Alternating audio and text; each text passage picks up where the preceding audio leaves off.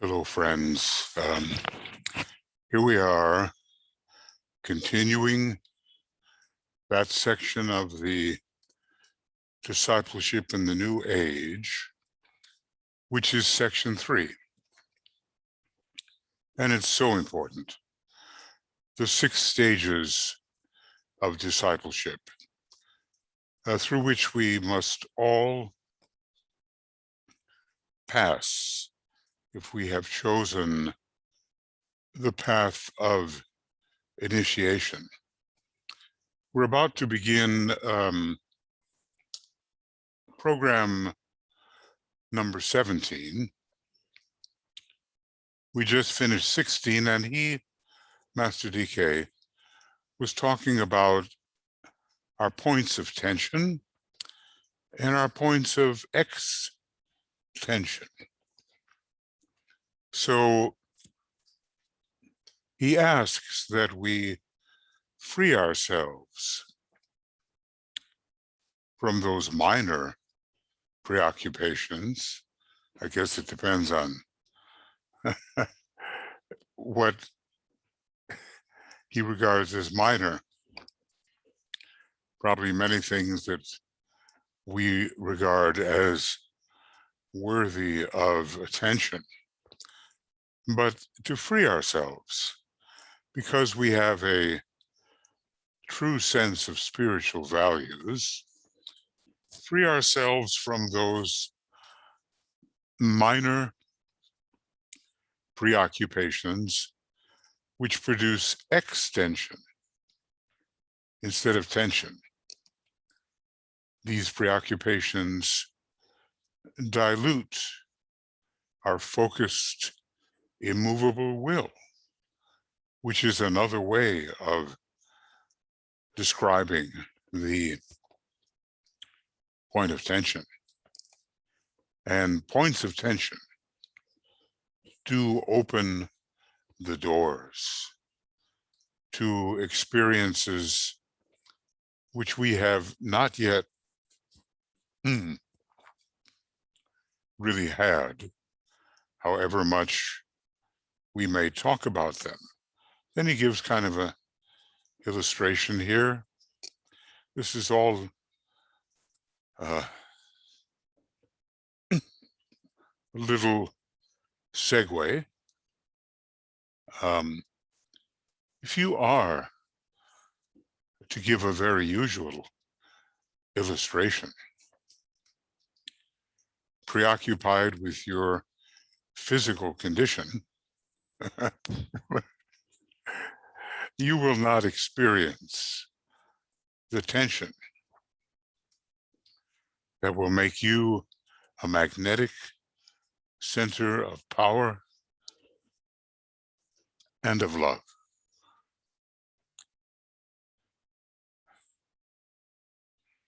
Energy follows thought, and we concentrate upon what we think is important, and it may block the way to the reception of other experiences which are far more important. If you are preoccupied with the failures of other people or with their ideas about you, you know, they say, what do they say? Let them say. I mean, that would be that would be the correct attitude, but often it's not. I think with the fourth ray, he has a interesting foible that he mentions, over concern with the speech of others. Since Mercury is involved, we can understand that. So we're concerned that other people are failing. And surely, in some measures, we are failing too. But instead, we project our own failures on them or imagine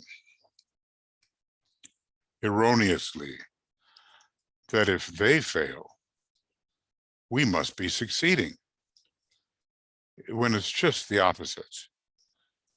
If all succeed, all succeed.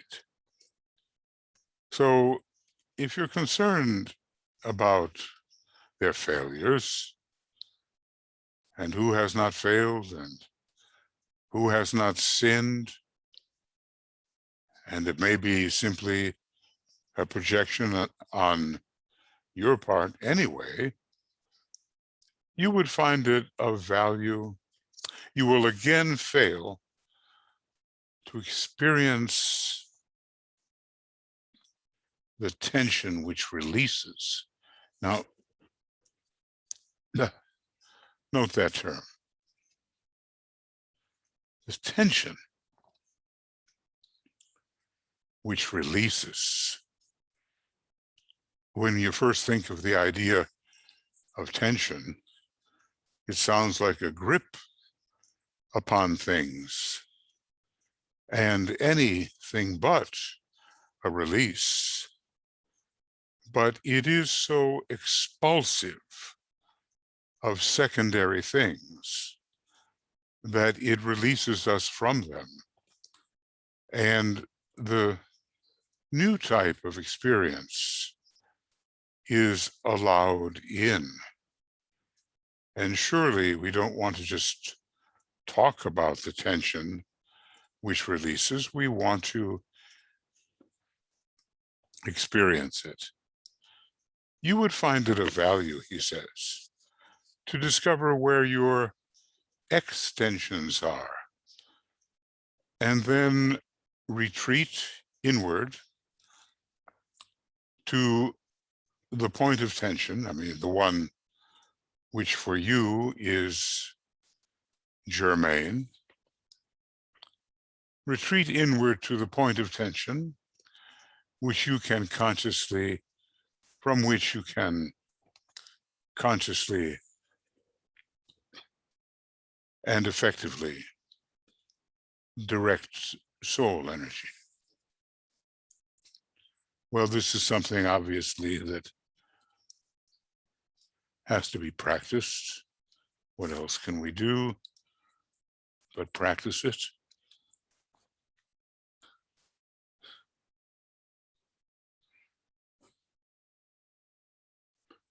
Until it becomes a well-cultivated spiritual habit.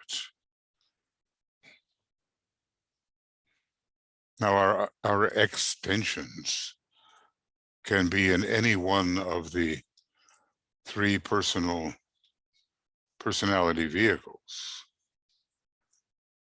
They can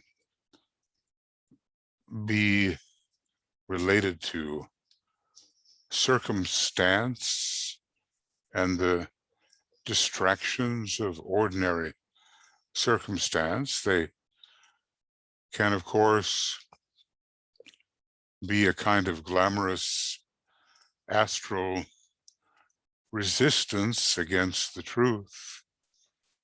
And they can be a concrete mind which is filled with misinterpretations. The whole personality can even mobilize itself against the reception of that which a point of tension can reveal.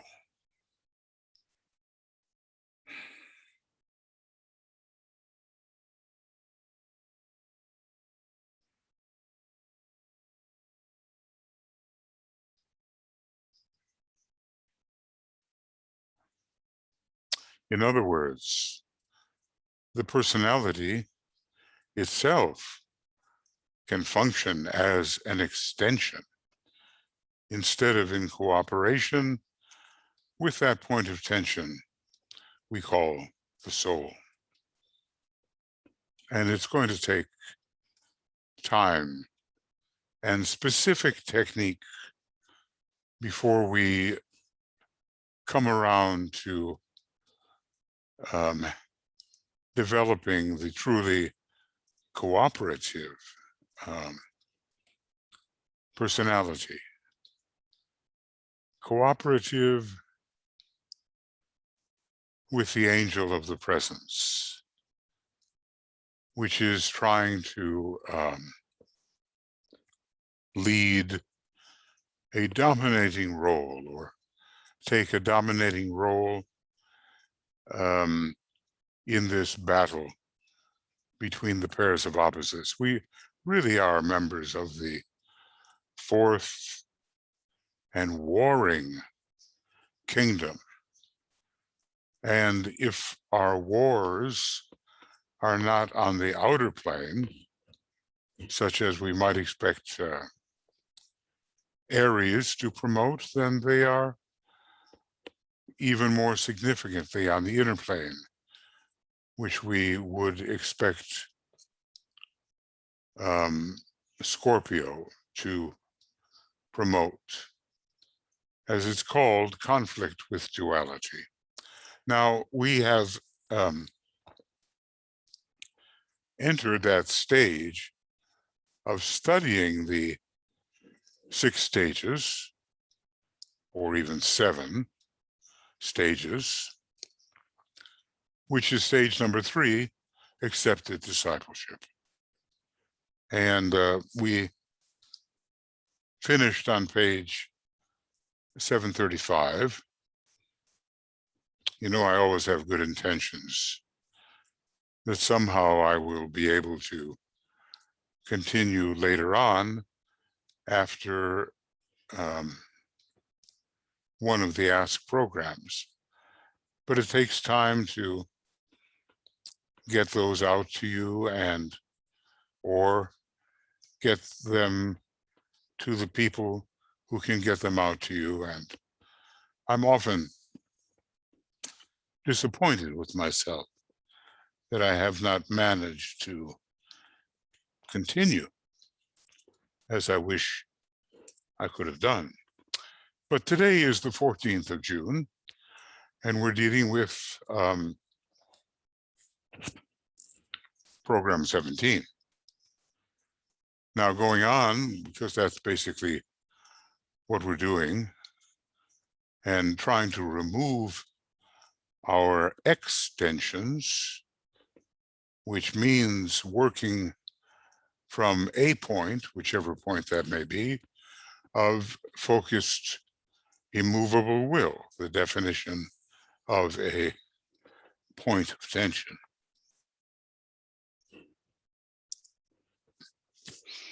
And then he says,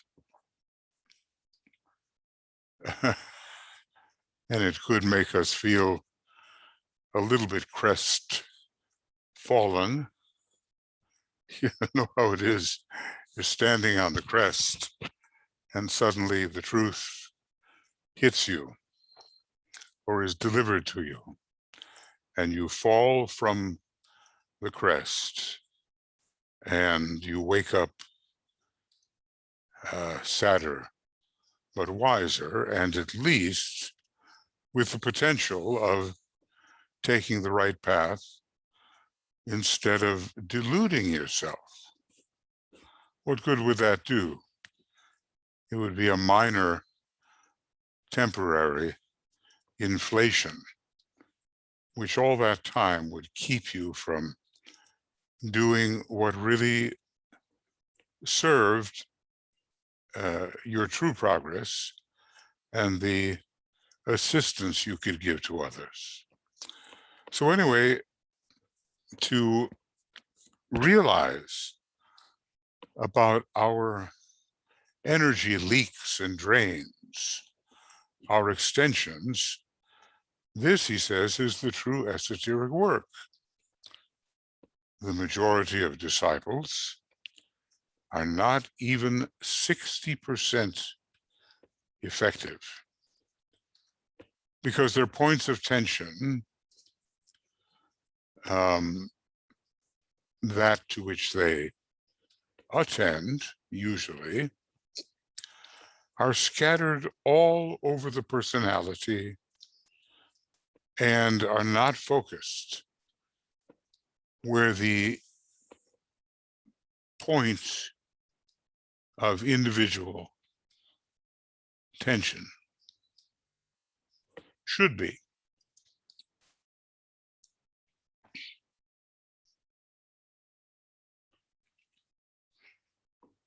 So it kind of gives you a picture of incoherence, very far from the laser-like focus of the one-pointed disciple. It's like the many-pointed probationer. And basically, we want to be effective. So we don't want to be caught in this extents condition. Probably we would be surprised if it could be shown to us, or if we discovered where energy, which could be put to good use, is leaking away.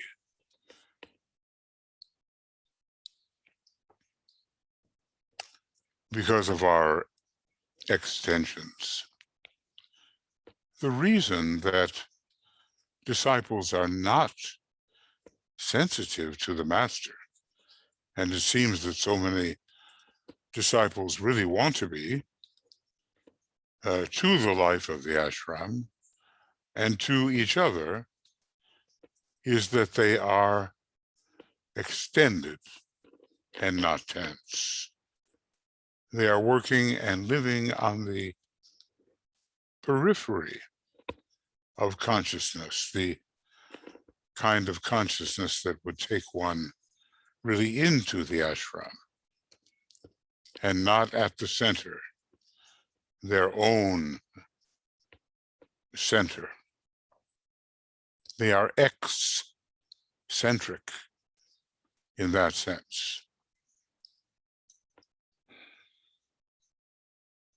So they hold the solution within themselves, and they are frustrated and bewildered as to why they cannot contact really the master and know what he requires of the ashram and, in a way, of them.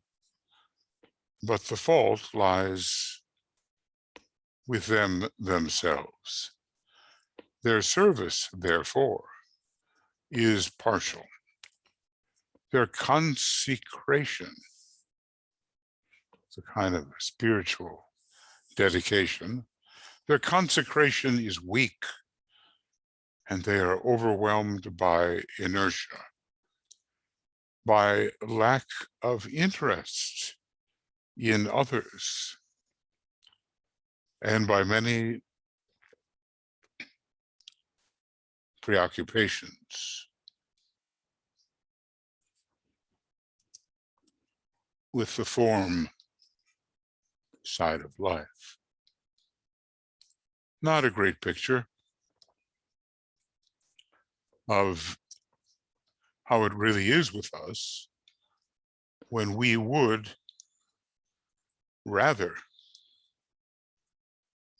choose to be effective and really, really helpful. Somehow we would choose that, wouldn't we? And instead, well, the condition is what the condition is.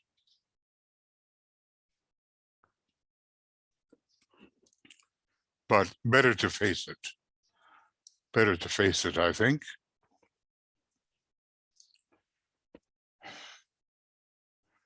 than to imagine it is something else.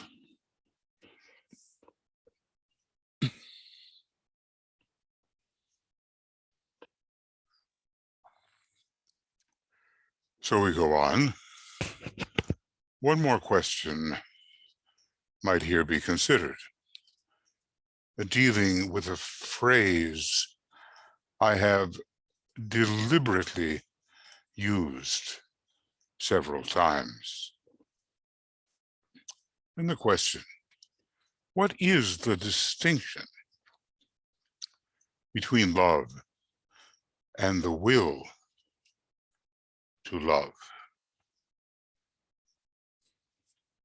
Well, we have discussed this to a degree.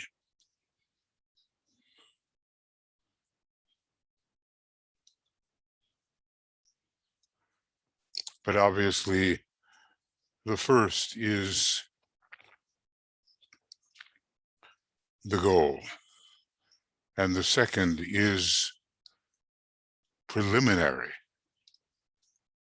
We have an objective, and we try to reach it through the will to love, but are we filled with love for our fellow human beings and the various kingdoms of nature? That's a harder issue, and maybe, I'll certainly speak for myself. I am not as filled with love as I could be or should be. I know that. But, with the will to love, perhaps one can reach that. If we were to encounter the mind as it is in Christ and the wondrous love. There's a wonderful old Appalachian folk song. What wondrous love is this, O my soul, O my soul? What wondrous love is this, O my soul?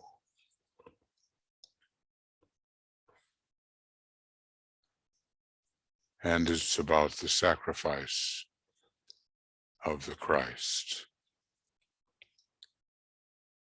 Well, that's why the masters bend the knee to the Christ, because of his wondrous love. And how, it's just unbelievable.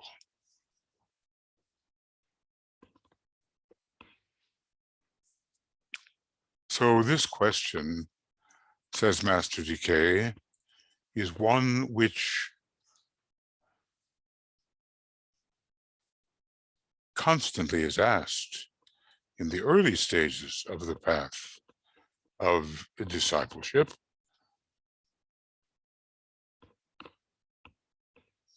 And even there are early stages in the path of accepted discipleship. Maybe it is asked there too.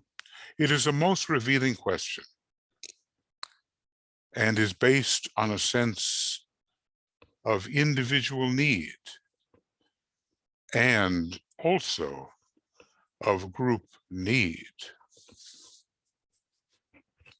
It indicates also a penetrating analysis which has carried the questioner to the point where he knows the difference between theory plus effort, that would be the will to love, and a spontaneous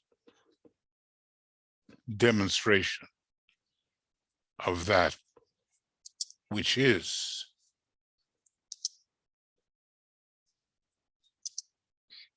Oh, that's not what I want. Will to love and a spontaneous demonstration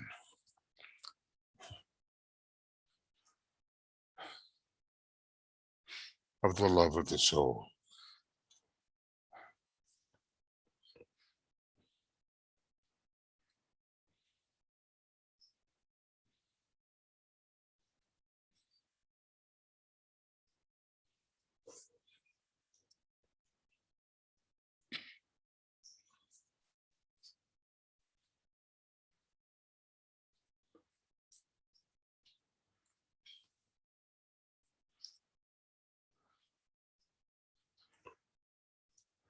Because after all, we want the real thing. We don't want only the objective. There's more to it. We can spend a lot of time in the mind seeking the objective. And of course, we have to pass through that need. I mean, through that stage. But we also have to reach the reality.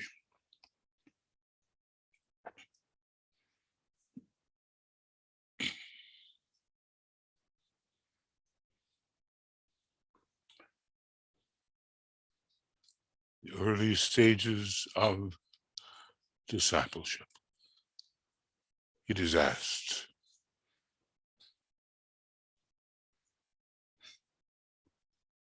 isn't it interesting that we can be revealed to the master, to the ashramic members, to the group gaze, as it is called,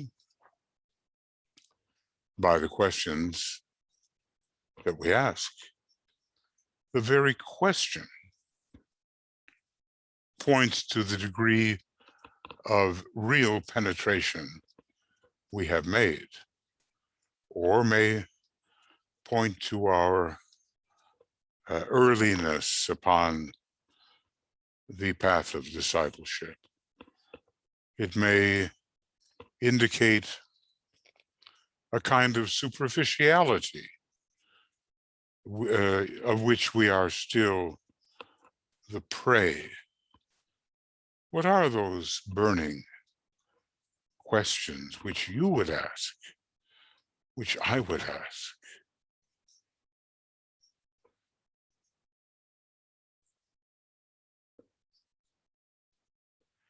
The kind of intimacy that we will be achieving, ashramic intimacy, is so much beyond the pale of our normal mental considerations. It is such a felt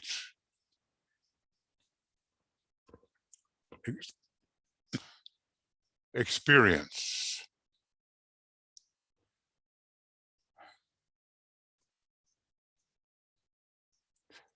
And, you know, it's the old menu and the meal. You're not going to eat the menu, are you?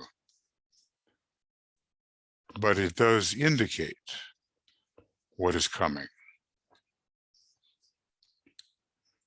The will to love involves the recognition of limitation in oneself, I suppose, and maybe in one's group.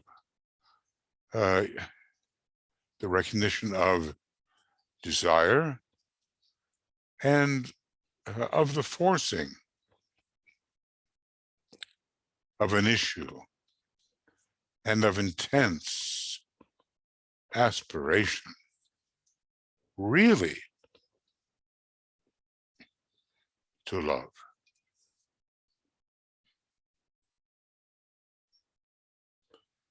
It does not indicate the inflow of Shamballa energy through the medium of the soul, whose intrinsic nature is spontaneous love. And I guess that means whatever the ray may be, when we reach that soul state, we find its intrinsic nature is spontaneous love.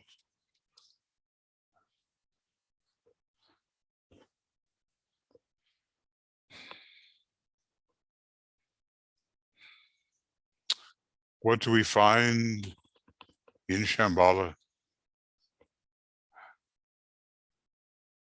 love eternal, light supernal, peaceful, silent will. So remember that the monad has its place upon the second subplane of the cosmic physical plane at whatever level. And the monad is filled with a certain type of second ray solar love. It's a combination of the first ray and the second ray.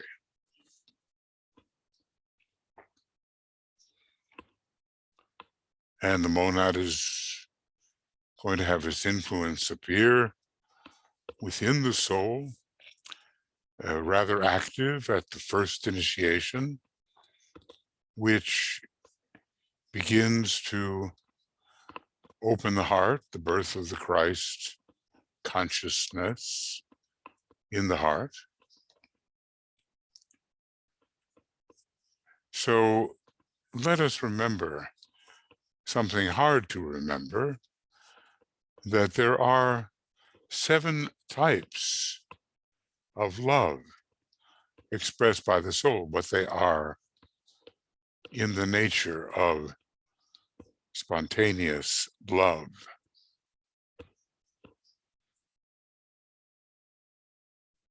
Now, of course, the second ray is the strongest ray when it comes to the general nature of the soul. But if we are soul centered and soul infused, this love will grow. And as I say in the beginning, we may have no real idea of what it is.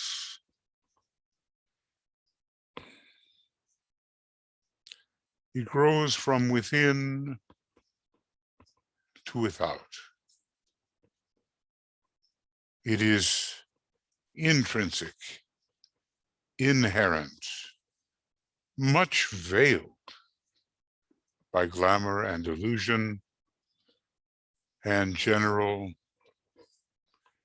chaotic etheric physical conditions, but it really is there. And it will spring up unexpectedly. Who knows exactly what induces it to appear? We have, of course, some techniques, and we apply them. But I think the coming forth of the true love of the soul is so different from the mental consideration of it that it always comes, or at least in the beginning, as a surprise.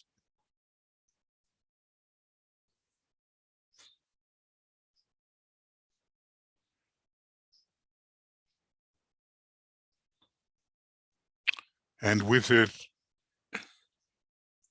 disappears or begins to disappear the ill effects of the great heresy of separateness.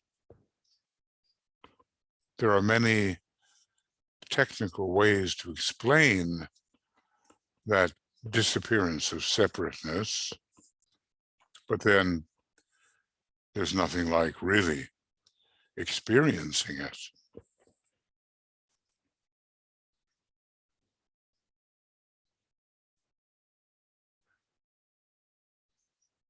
And of course, that experience is related to the biblical adage, be still and know that I am God.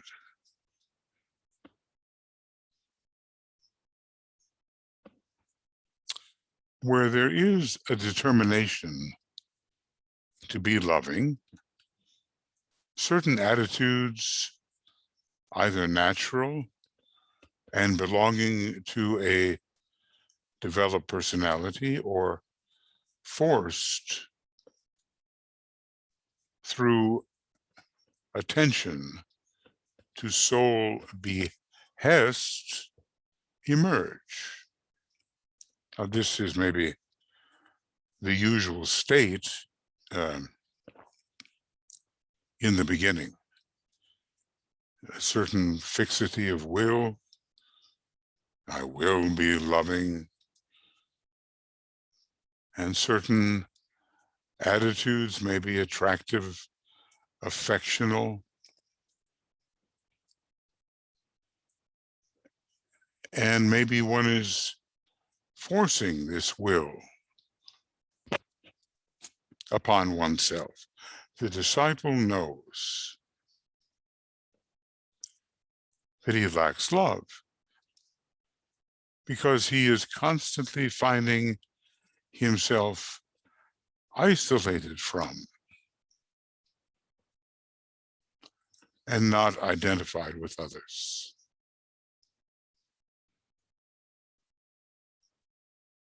And think about this.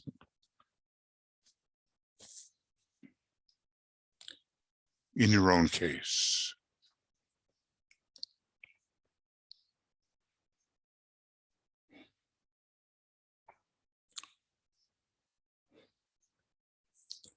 He is irritated by others. When that Martian vibration shows up, it does quite a number on what might otherwise be harmonious relations. He is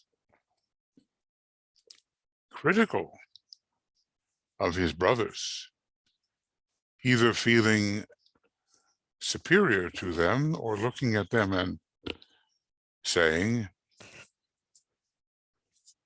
here they are wrong and I am right. Here they do not understand and I do. I know them, but they don't know me. I must be patient with them, etc., etc. And of course, other disciples may be saying the very same thing about us. Throughout this phase, the attitude is definitely that of the will to love, coupled to a deep realization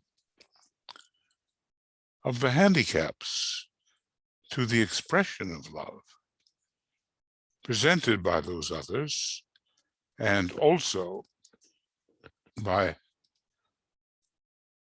one's own habits of thought.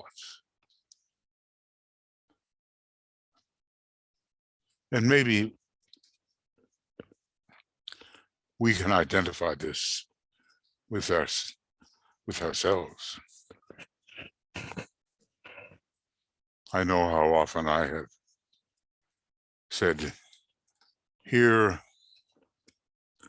they are wrong and I am right. It just seems so natural to think of oneself and one's best thinking as if it is correct. But it might not be. And in any case, such an attitude is separative.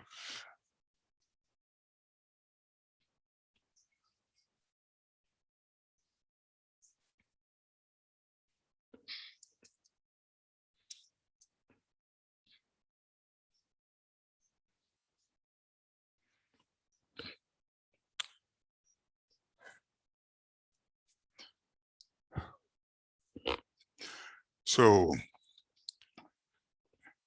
do we as disciples know that in fact we lack love? Are we isolated from and not identified with others, yet alone as others, which is a further stage? And do we,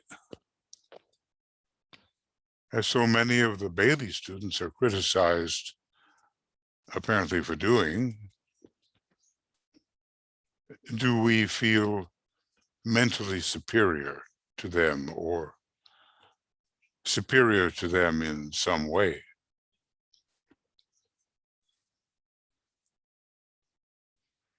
These are very habitual attitudes, especially if we are well studied over a long period of time and have a degree of advancement. But you can see how egocentric, in the lower sense, this attitude can be, and how it really, if we stay too long in the will to love and say, well, this is the end of it, we never get to the real thing, which, as I say, I think when it is deep and real, it comes as a surprise. Ah, so that is what is meant. The ah, by the way, in Steiner, is the sound associated with Venus, which for us is very much the planet of love. O for Jupiter, E for Mercury, U for Saturn, and so forth. If you really look at the roots of language, you can see that a language can be evolved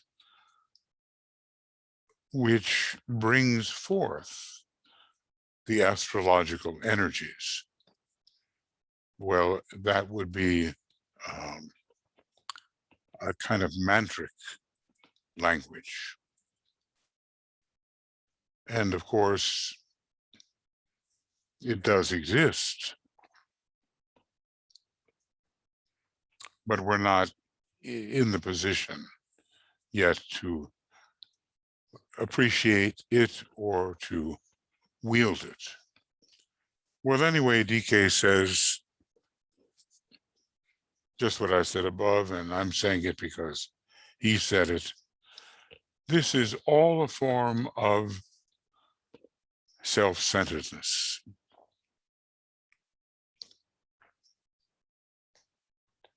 Which somehow we have to end in the attitude of our consciousness. If we never learn to take our eyes off the little personal self, we're going to carry that self-centeredness forward into another life, incarnation, and have to deal with it then. So this is all a form of self-centeredness.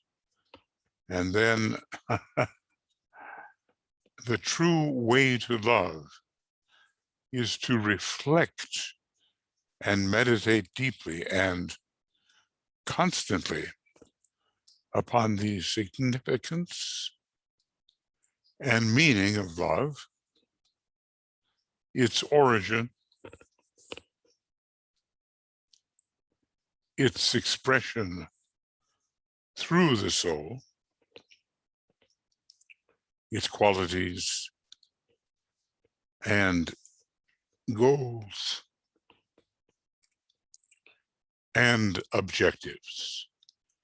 So I'm going to make this form of self-centeredness quite large, and then this golden sentence about learning the true way to love.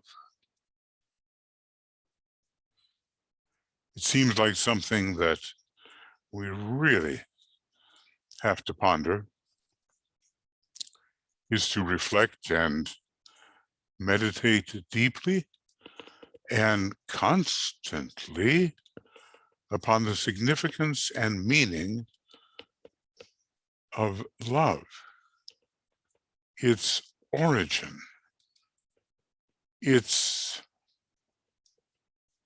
expression through the soul, and of course through many other points of tension related to man and also far transcending man. Its qualities, I think we can look at page 60 of, is it Dyna 2 or is it, and it's not page 60, it's more like page 600. Its qualities, goals, and objectives. So I forget, is it Dyna 1 or Dyna 2, but the qualities of the heart are definitely enumerated by Master Decay. And we really learn what is the nature of love.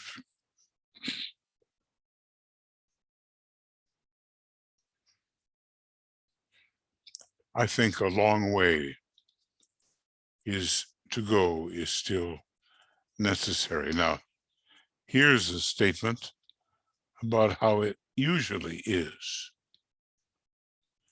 Most of the reflection carried on by the aspirant is based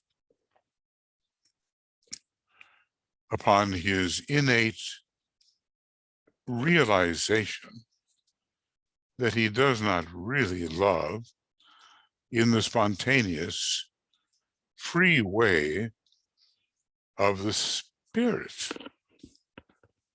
That's the monad being the origin of love. And when I say the monads, we can carry that all the way back to high points of tension, to the monadic plane, which is the second. And if there is an analogy that holds, heart centers are found on the second subplane. So since the monad is found on the second subplane, it holds its place where heart centers hold their place, and so must be related to the heart and to love.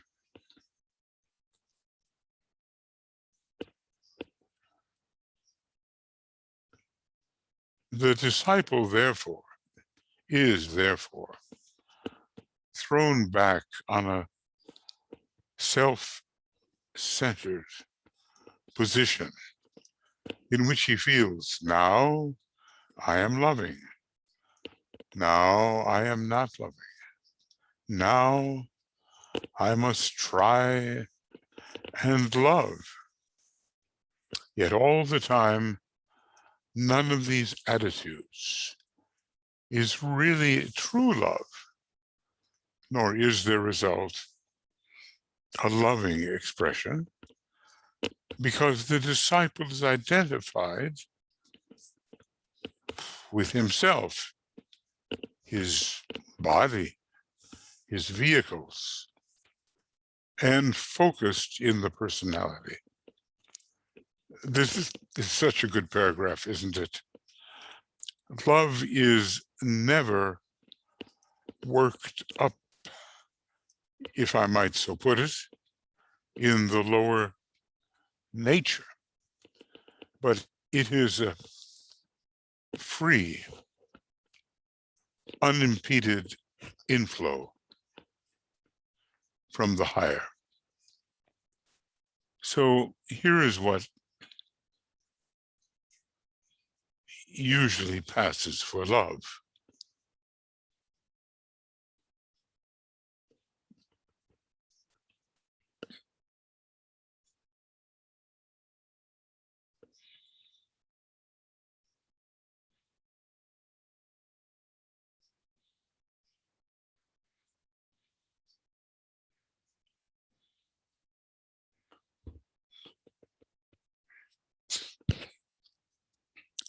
It is a big effort to become truly loving. And therein lies the difference between the likeness and the reality of that likeness. The reality is the love. The likeness of that reality is the will to love.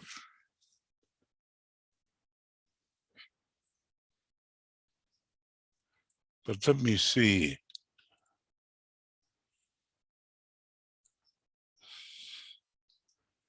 I think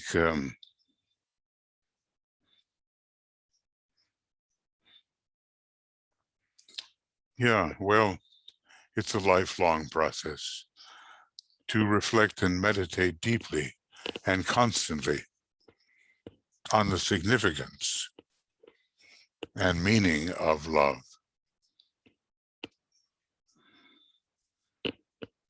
And it is the way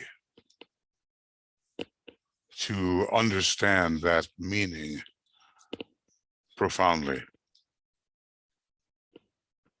Now, probably we could take a little time and I could share some thoughts, but the idea here is that you will reflect from within your own consciousness about the meaning of love, its origin, its expression through the soul, its qualities, goals, and objectives. It's a tall order. I will just say, that when any universe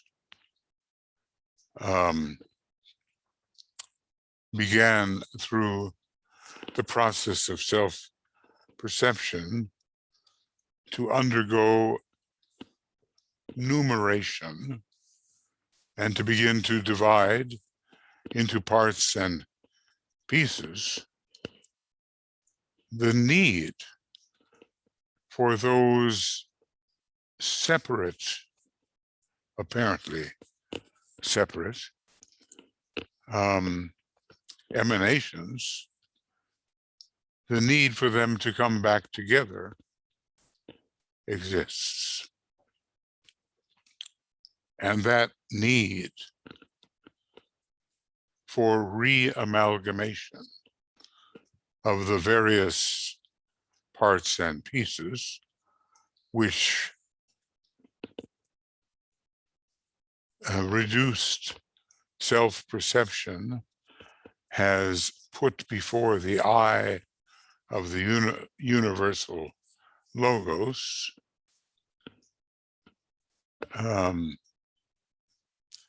demands love to put it back all together. So try to see what your objectives may be.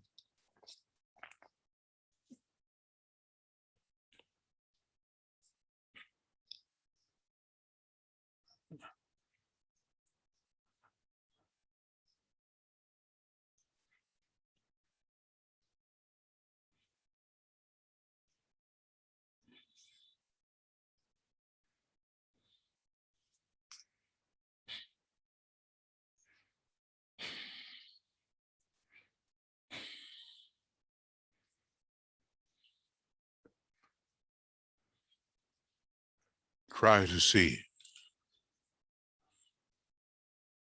whether, in your case, most of the reflection, not doing too well here. I'm trying to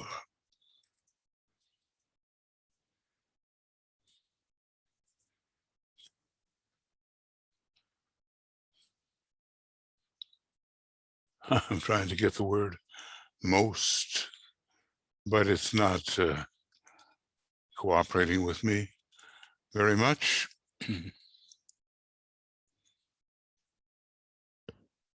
We'll see. Well, no, it's not. Well, there it goes.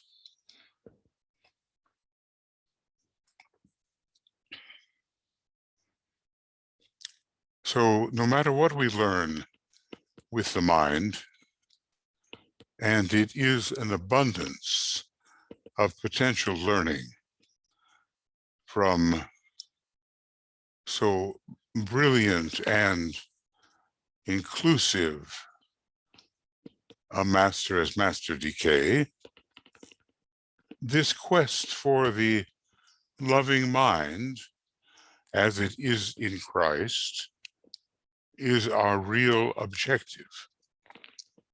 And Master DK, I think, would not say any different.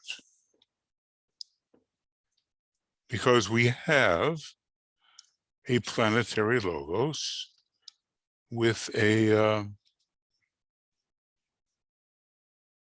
second ray soul. And our task is somehow, individually and in our group, to reflect that second ray soul.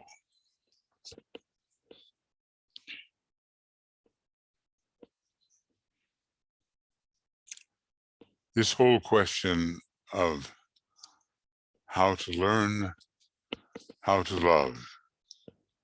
I'm remembering there was a psychologist.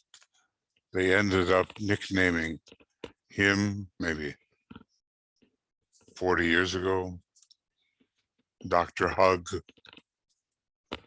His name was Leo, I think Leo, which would fit with the second ray fire sign, Leo Buscaglia.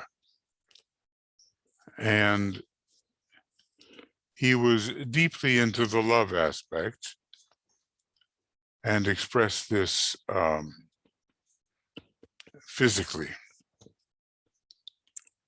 Now it can be expressed that way, but Master DK is profoundly into the love aspect. The theme of right human relations is the theme of his externalizing ashram, one of 5 such initially. So the love is very, very strong.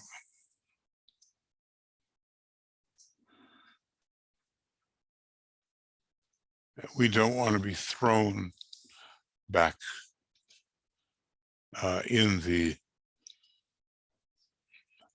attitude which emphasizes the subject and not union with the object. How can we do it? That's the key. Okay, now.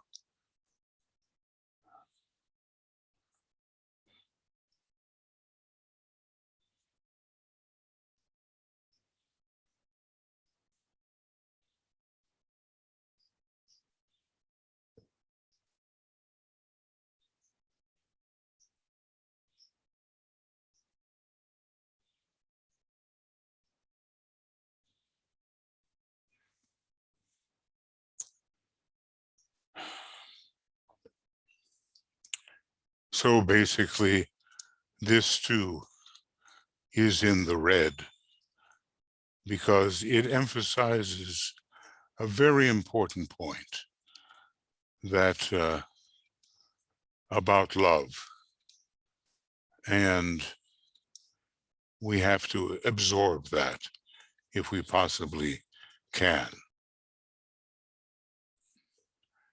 Yet all the time, none of these attitudes is really true love, nor is their result a loving expression, because the disciple is identified with himself and focused in the personality.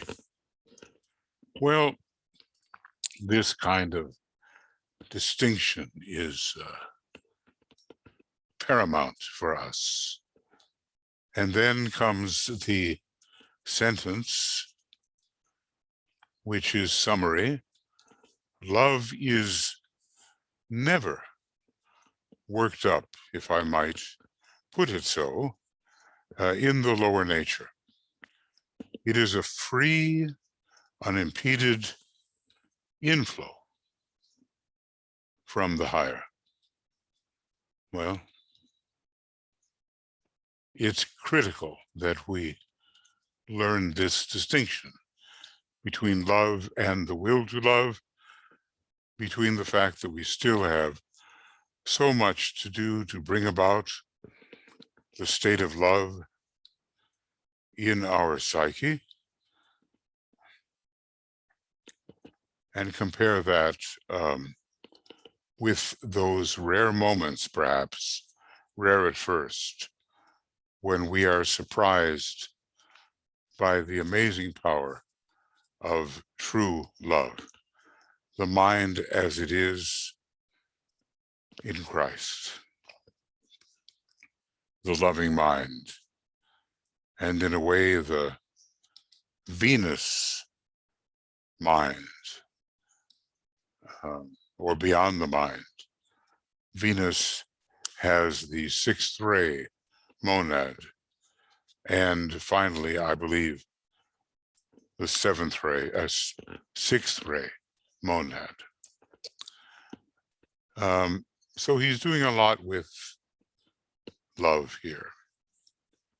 Love is spontaneous and carries ever the free spirit of the Christ.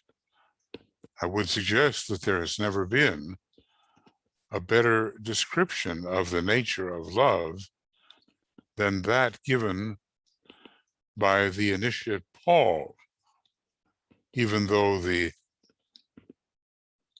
translation of the words is faulty at times. Well, let's get that first sentence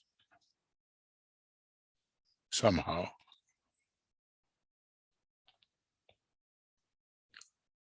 And then we'll see what Paul has to say, because he may be a fifth ray submonad.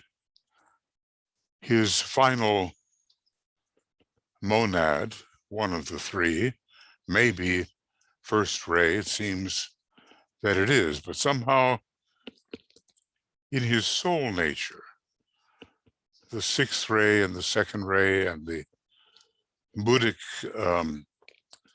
connection were working very strongly. So I would suggest, he says, that there has never been a better description of the nature of love than that given by the initiate, Paul. Now, this means after he was a third-degree initiate, because in the beginning, on the road to Damascus, so charged up with persecutory intent, he was not yet completely the third degree. Study those passages in the New Testament in which he defines love. Give up emphasizing the will to love and emphasize in your own consciousness the need of others for understanding, compassion, interest, and help. It does seem here that he is helping us cultivate real love. When you think of others and their need for understanding with all of its implications, compassion because of what they have passed through, and you have passed through the same, interest, so that they are not neglected and not consigned to some place out of the sphere as being of no concern to you, and just general help. Everybody needs help. It's the whole chain of hierarchy indicating, really, that everybody needs help.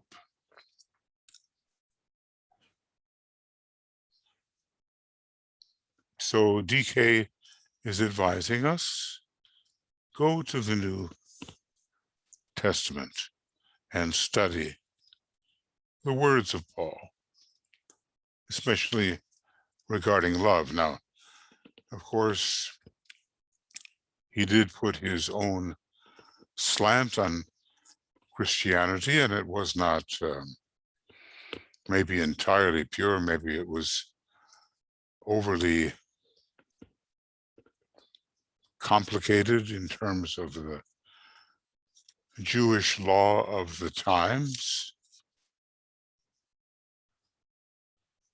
The disquisitions were many, and much of Christianity today exists as it does exist because of the impress of Paul. Well, even the great ones can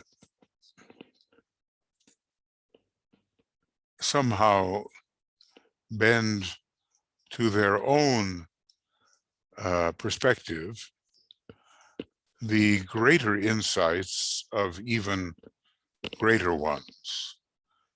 I guess if the Christ were to have written down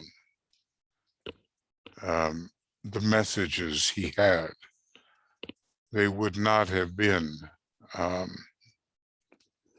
so binding as the writings of St. Paul or Paul. The usual loneliness of all disciples is frequently incidental to the fact of self-centeredness, the self-centeredness of all those whom they contact, and the intense preoccupation of the neophyte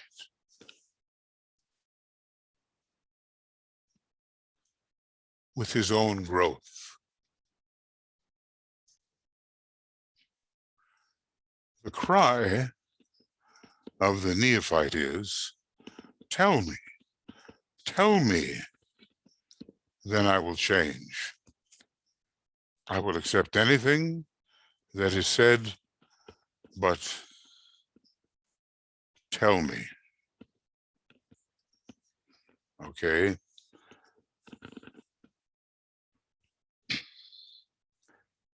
Is that our cry? Are we eager to be told at least that? So we will change?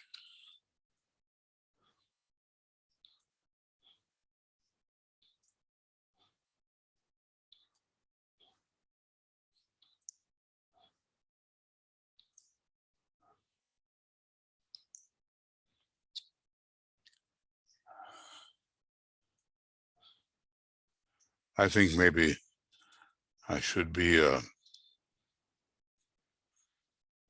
having this in the yellow. Or maybe, maybe in the green.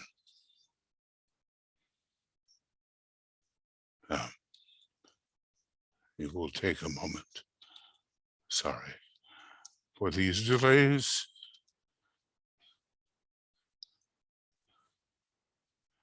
But there it is. It's an early stage. It's a stage of dependency.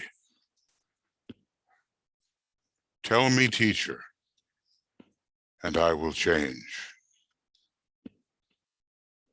Seems natural enough. I know I often feel that way, and I feel that when the teacher is writing, he is indeed telling me, and then it's up to me, will I change? Because I must, and so must you, and so must we all, and so must every emanative reduction of wholeness. As far as any universe goes, the universal logos is wholeness, and all the many emanations are reduced self-perceptions.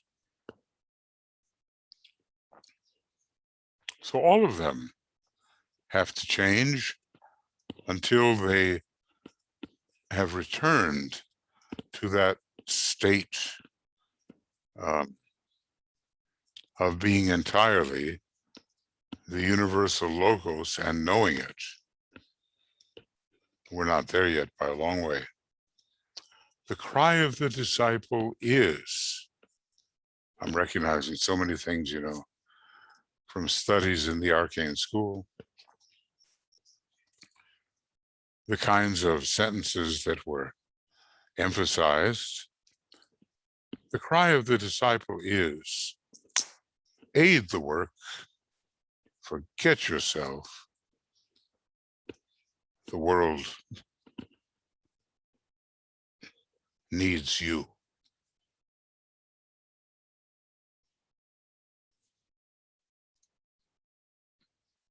Now let's see.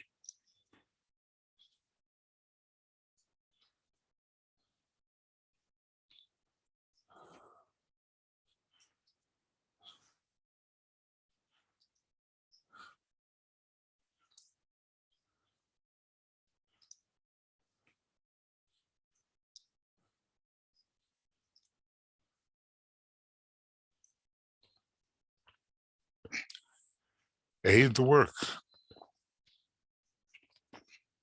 The work is world work.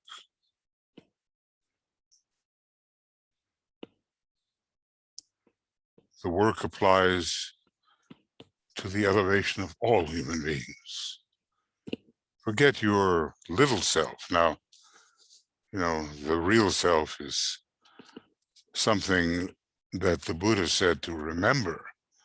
But the real self is not this little emanated self that comes from reduced universal logoic self-perception.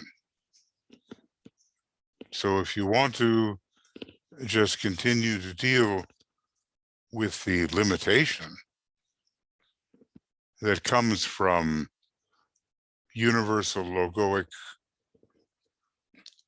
apparent self-division, you can, but then you're not really forgetting yourself and your own constant consideration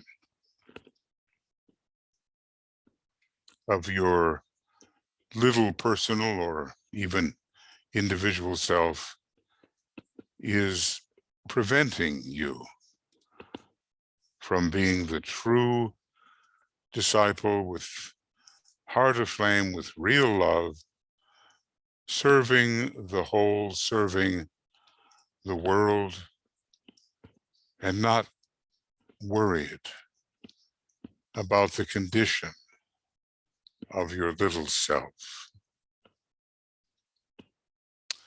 Interesting that he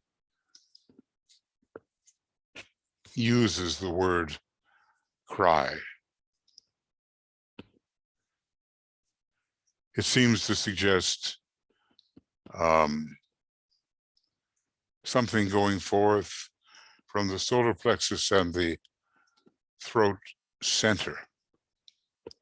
And a cry can reach a long way and can perhaps influence many.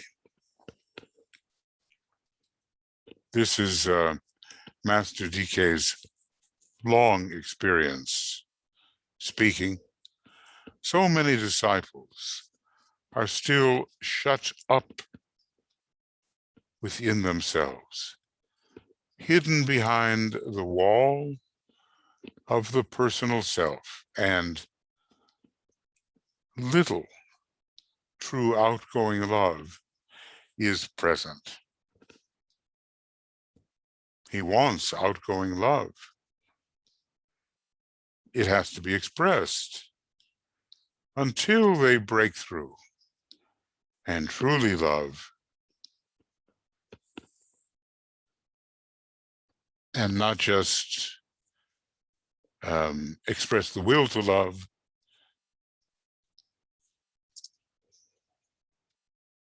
their usefulness is impaired. So I guess we really are given the scoop on this. This is the real story.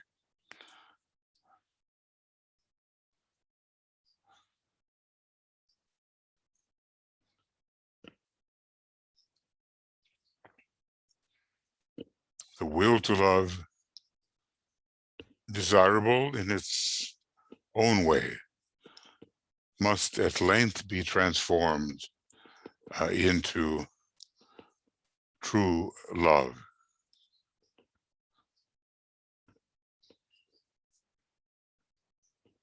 And it's worth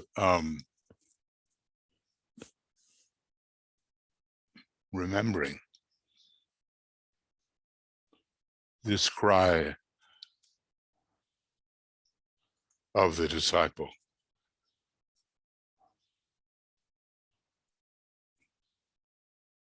It's so mantric, isn't it? Aid the work.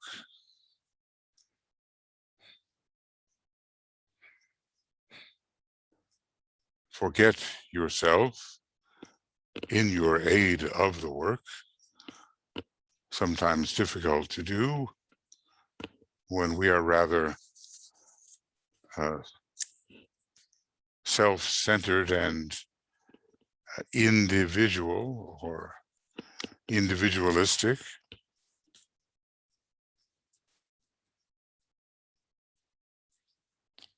The world needs you. Now, a lot of us have felt, at times, every one of us, I'm sure, a little futile. And as the old saying goes, to see how much you will be missed, put your finger in a cup of water, withdraw the finger and notice the hole that has been made by your withdrawn finger. It doesn't exist, and nature abhors a vacuum. So, what difference? If we help or not help someone else, we'll help someone, always someone better than I am will help.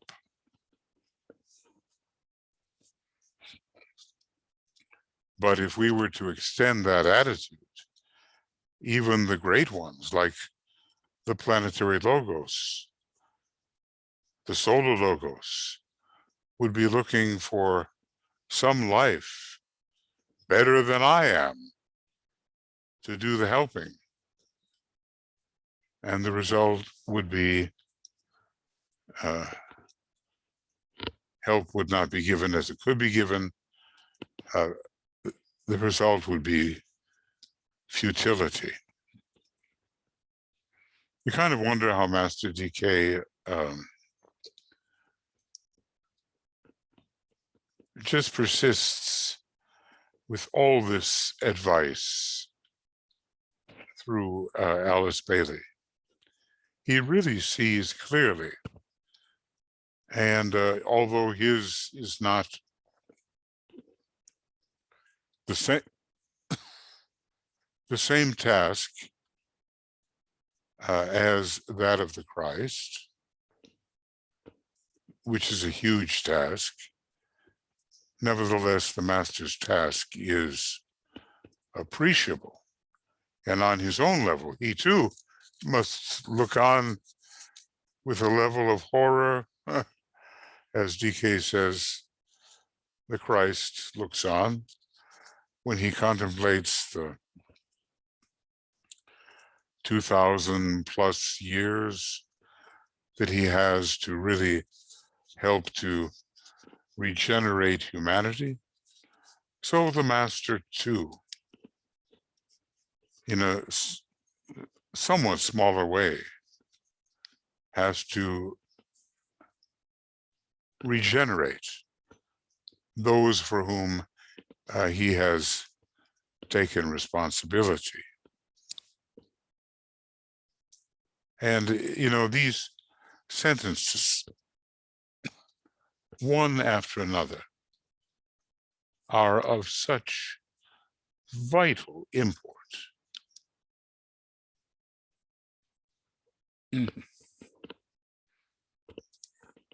And if we really want to help the Master's progress, help his assignment become reality, and of course, in the process, somehow help ourselves be better service, we've got to break through into true love. Now, love is not always saying sugary, candied things. If you go to a surgeon and he discovers there's something really wrong, and he says, "Oh, don't worry about it. Everything's fine. You'll go away and you'll die." The surgeon has to be truthful with you, has to say the thing that maybe you don't want to hear.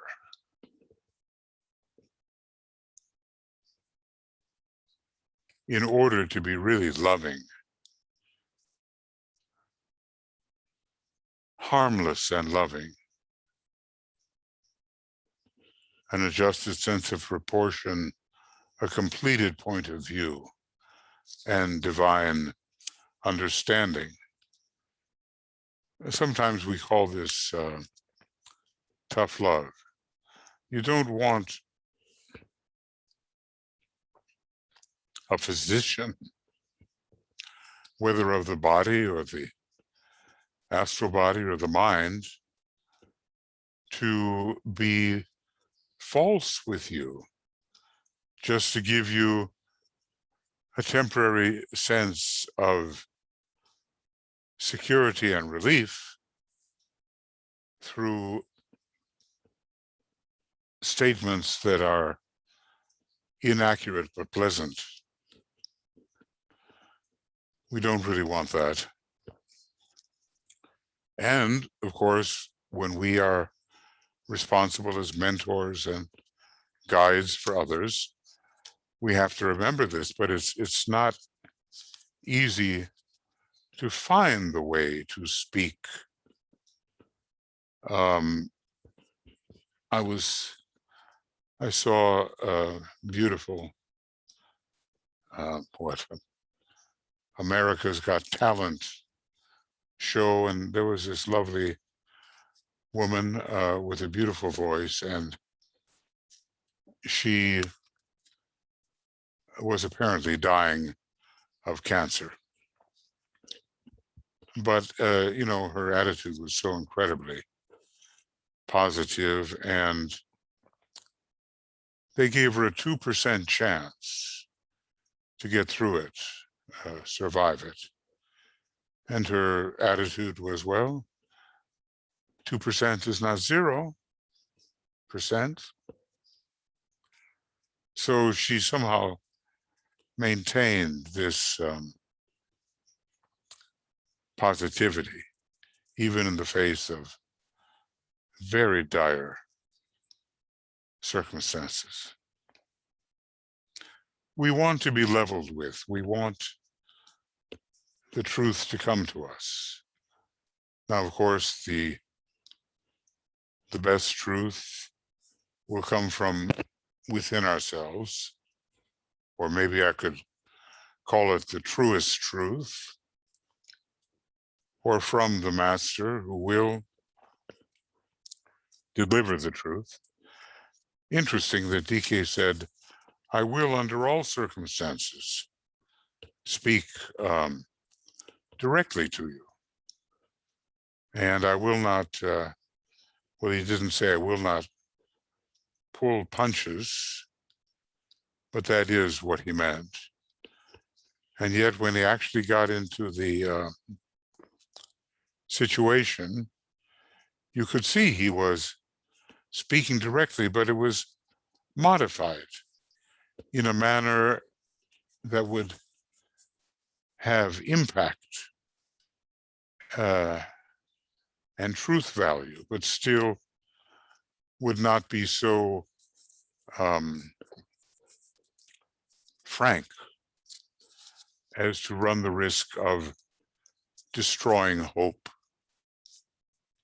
That's where we have to be really careful. As Master K.H. learned long ago, we are told that he was very frank with a student, and that student went out and committed suicide. So it modified Master K.H.'s approach forever after.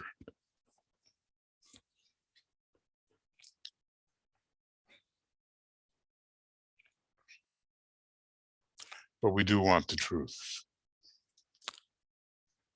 Now we have, he goes on and says, we have considered briefly the stage of Little Chelaship around the first initiation, and that of Chela in the light, somewhere before the stage of accepted discipleship, these stages lie behind quite a large number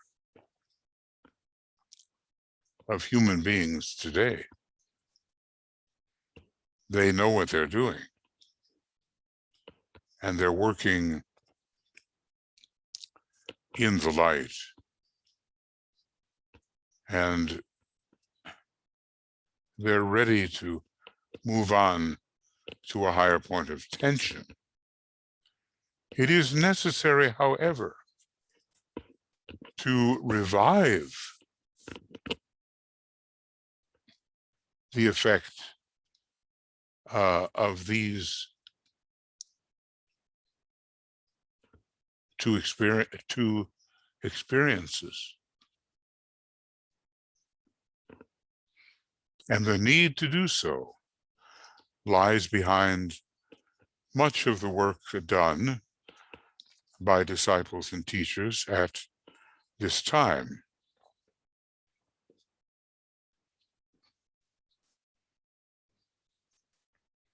Because they do have their value, and what is to be accomplished in these two earlier stages, probationary to accepted discipleship,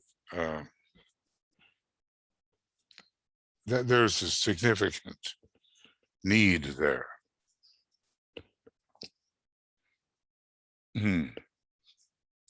Many other people, now when we use the indefinite many, we don't know exactly the numbers that Master DK is talking about.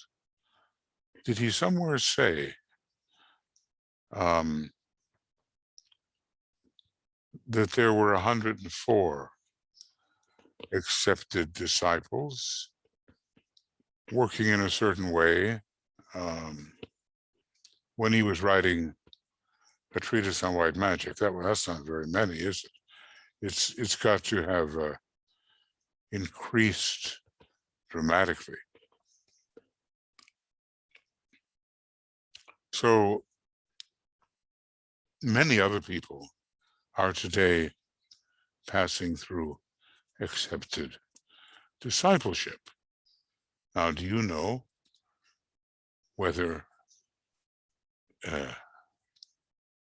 you are passing through that stage? And how would you know? Of course, he's given us the some of the indications, the dream experience, and the use of a thought form of the master, or maybe a symbolic teaching, use of a thought form, and then let's see, what's number 4? Number 5 is the interview in the master's ashram. And I think, well, just look up number 4. I will. Oh, it's hard to forget. Oh yeah, a direct contact with the master in meditation, but then it goes even further with this actual interview with the master. And you will know if you have had any of those, and what the implications are when you have had one or other of those experiences.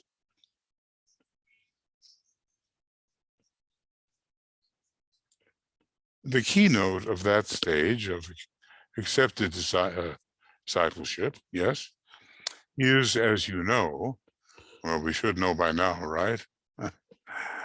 The establishing of contact with the master instead of with the supervising, guiding disciple, though that may be helpful.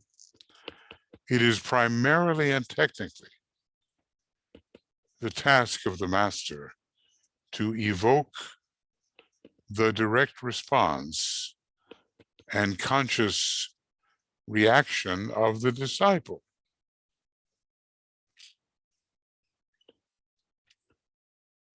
So the master is taking over a big responsibility. Along with these reactions, the master looks for an effort on the part of the disciple to be impersonal in his dealings. Now, it may be, that the Antikarana building has already begun, and that is the pathway into the impersonal world. The master looks for an effort on the part of the disciple to be impersonal in his dealings. That will make of him a more successful, accepted disciple. And impersonality, both with him, the master, and with the disciples, co-disciples. Impersonality, another resounding sentence. Impersonality is the first step upon the road to spiritual love and understanding. We might not expect it to be so. The effort of most sincere disciples is usually concentrated upon loving each other, and in this, to use an old simile, they put the cart before the horse. Well, the cart cannot draw the horse. It's got to be the other way around.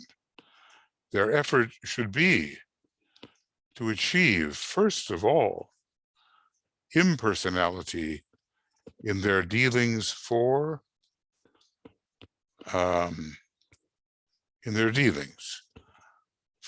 when that has been achieved,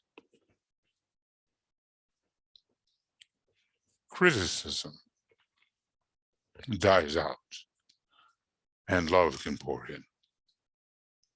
So I guess we really have to know what impersonality is. It's, as he tells us, it's not that cold impersonality, the kind of not caring about you that can come in with the first ray,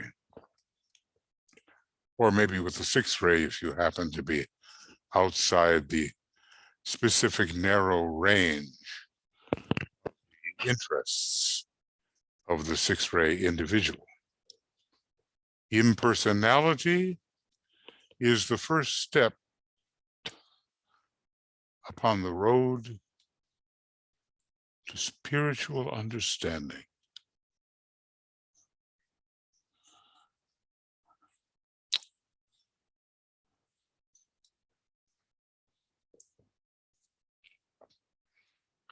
Think about that for a moment.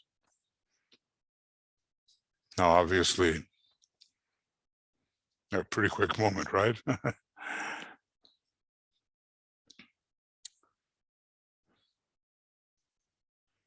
Obviously, the larger picture will come into play, because the greater the perspective and the more inclusive, the easier it is to be impersonal.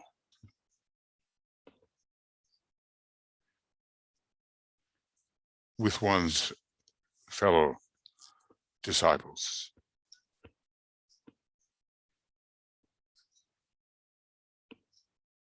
We have to pull back,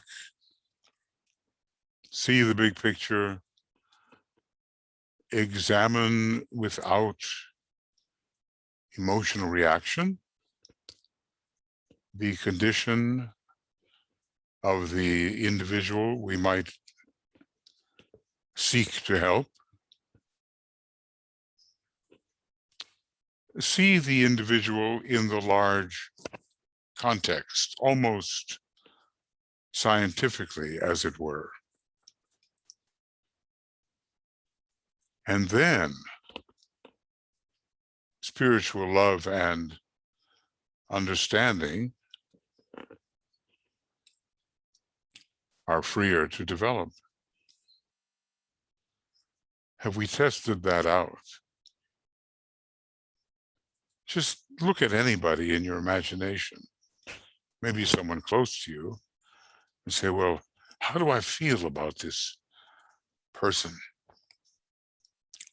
Do I love them? Could I love them more? All that. And then try to see them in a larger context as part of the whole. And don't you feel the difference when you try to do that?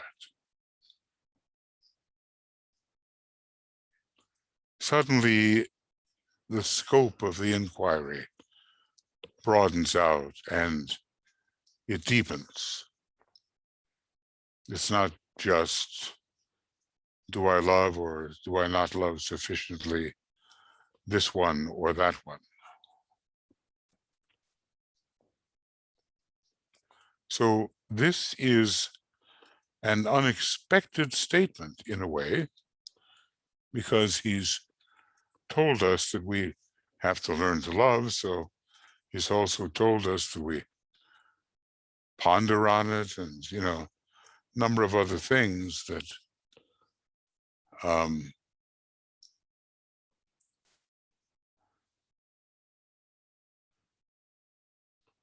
we approach with understanding and compassion and interest, and then we help. But is it possible to do that in an impersonal way? I think so. You just widen and deepen your point of view,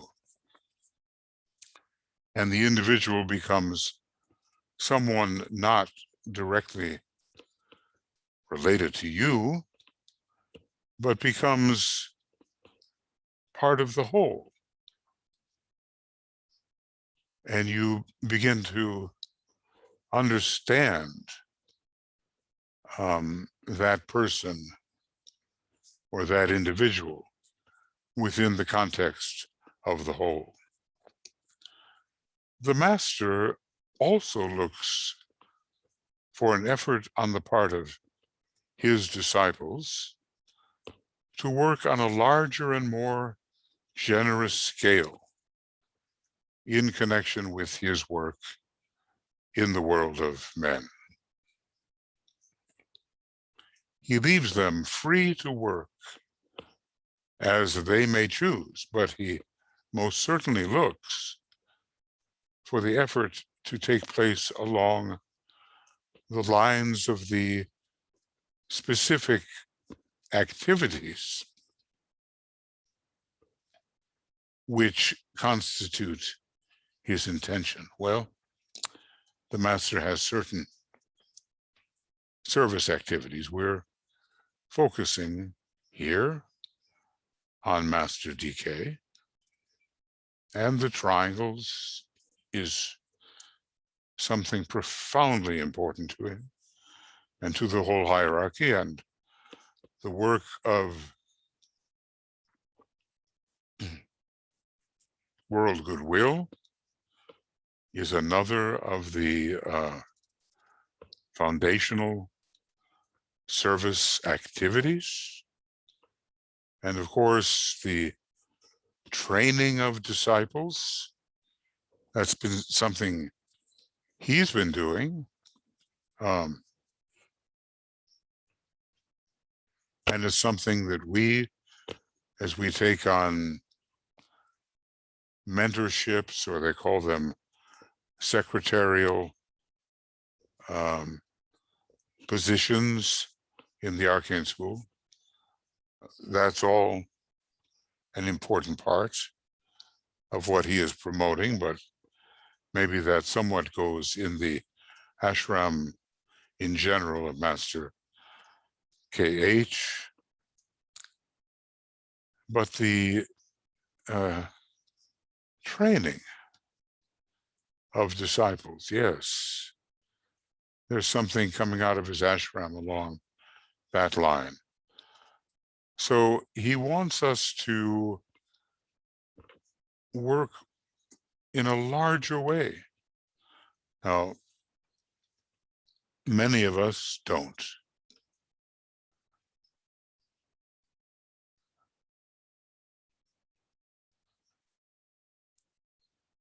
We may work a little bit at what we're interested in,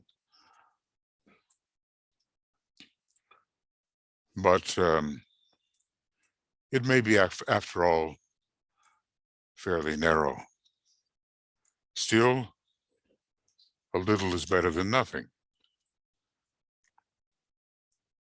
They are free, but when they take up the work of triangles or world goodwill or the helping to train others for discipleship, naturally a lower grade than that at which they find themselves, then indeed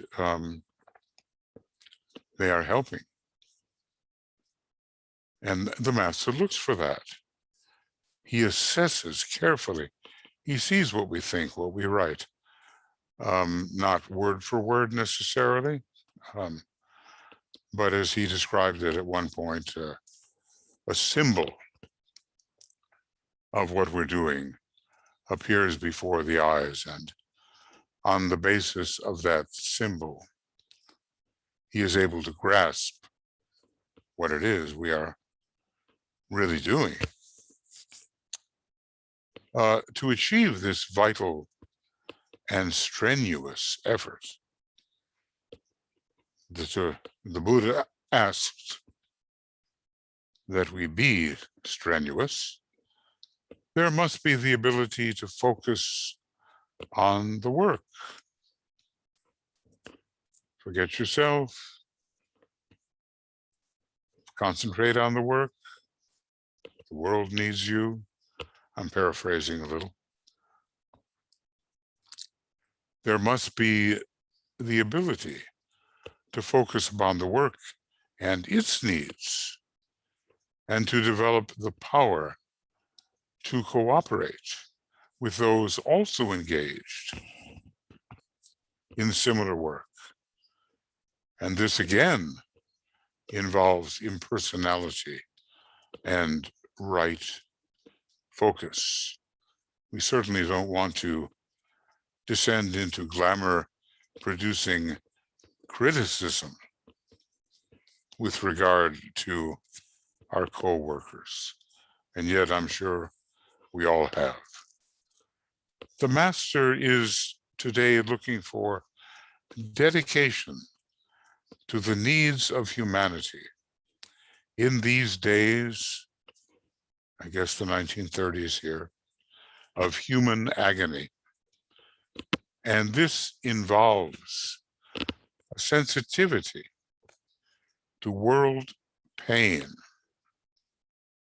as it demonstrates day to day in world affairs. Well, okay, let's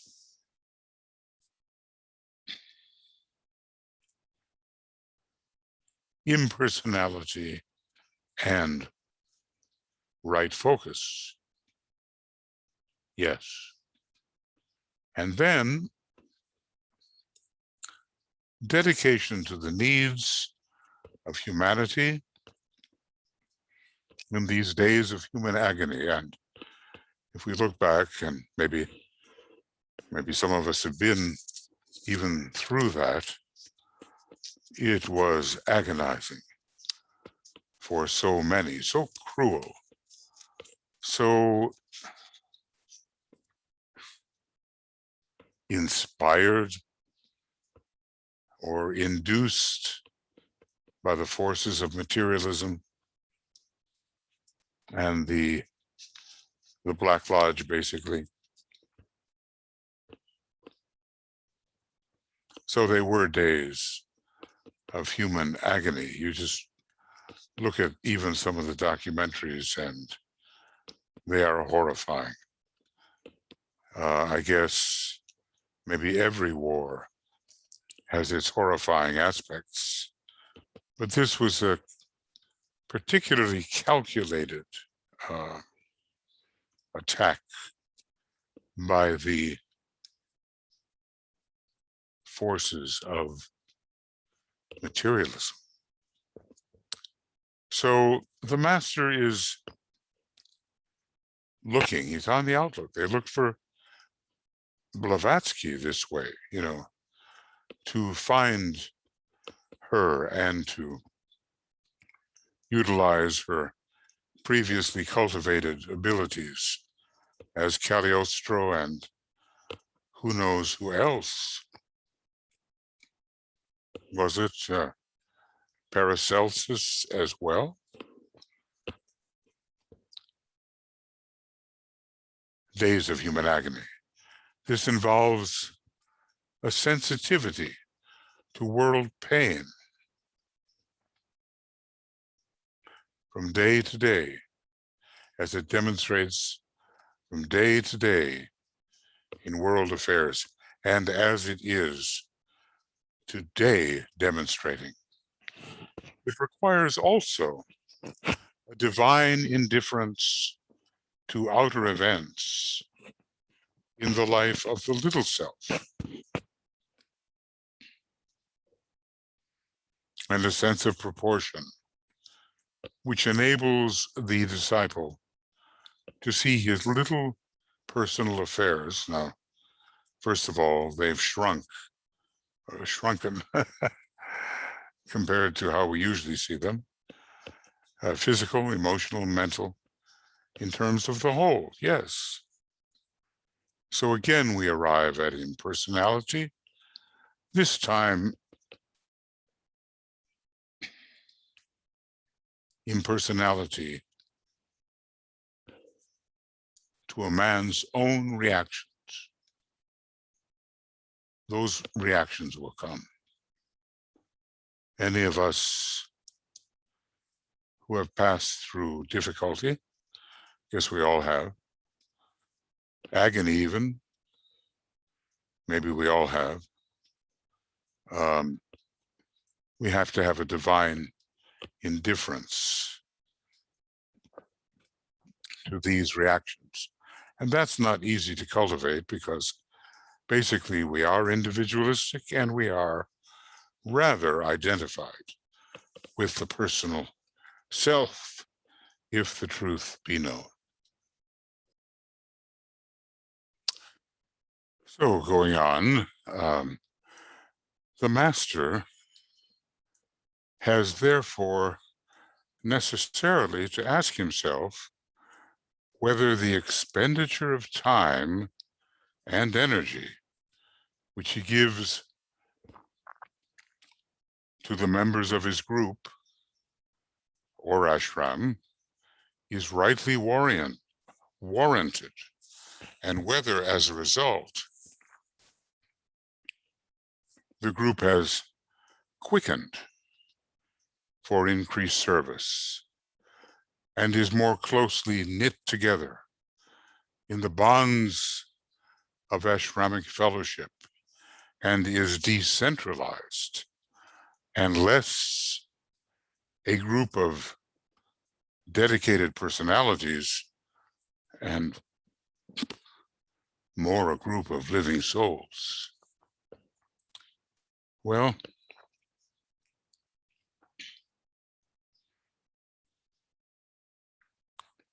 this is a key question, and I think Master DK was faced with this particular question in 1939 and 1940. He was experimenting, helping to evolve a number of groups of 9 who were, or which were, seed groups in the various areas. He got so far as to complete the personnel within the first 4 groups. A telepathic group, the observers of reality, or we sometimes call it the glamour group, the healing group, which offered a kind of healing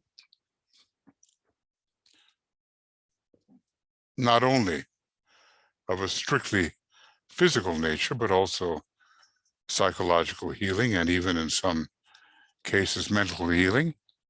And then the group which was to develop education in the new age. And little books were written for some of these, or at least the instructions were gathered together in books. Telepathy and the Etheric Vehicle, Glamour, a World Problem. Of course, monumental work was done in the healing area. And then education in a new age. And I think he got as far as bringing together the possibility of 3 disciples in group number 5, the political group. And then he had to ask himself this question, because the efforts to produce a great flood surge of goodwill throughout the world had not had the results hoped for. The war was imminent. Germany was annexing Austria, invading Poland. I guess that was it, because it pulled in the countries that had pacts with Poland, such as the United Kingdom or Great Britain. The war was on. Was it then profitable to continue working with these groups of 9, or was some kind of reorganization required? And so the new seed group of 24 was created, and some of the individuals in the earlier groups, as I said, were not intaken into that group of 24, all of whom were going to be considered accepted disciples.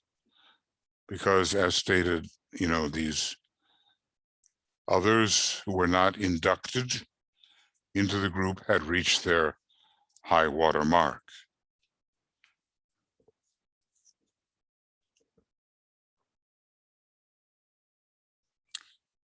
So it must have been quite a decision, but in view of what the master's responsibilities were with respect to the war, probably there was no real choice. It had to be done. There was a section of the war when Master DK, in his writings to the students, seemed to disappear for about 2 years. One can only imagine the demands which were upon him. Of course, he gave people work to do. You know, as Master Moria said, if you tear down a temple, do not leave the place where the temple was without some substitute for it, some new effort. So they had enough to keep them going, but probably you and I will not soon know the demands upon hierarchy during the earlier stages of the war, when all at a certain point seemed lost.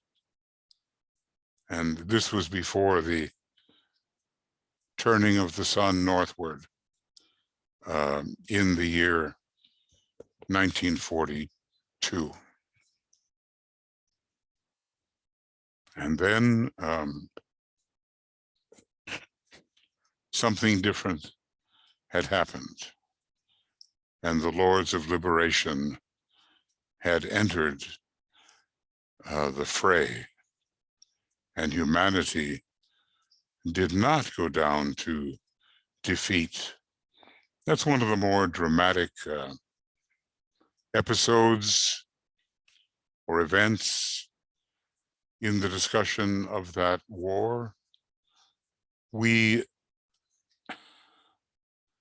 will not know until we ourselves are within the ashram, not just peripheral to it, but within the ashram.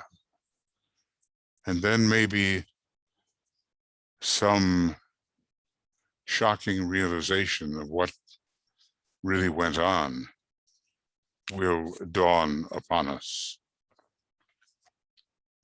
So in our groups, we ask, have we achieved these things? Are our groups quickened for service because of work with Master DK? Is the group more closely knit together in the bonds of ashramic fellowship? And is it decentralized, thinking our group, you know, all that, instead of the larger picture? And is it filled with a bunch of, you know, dedicated personalities rather than a true group of living souls?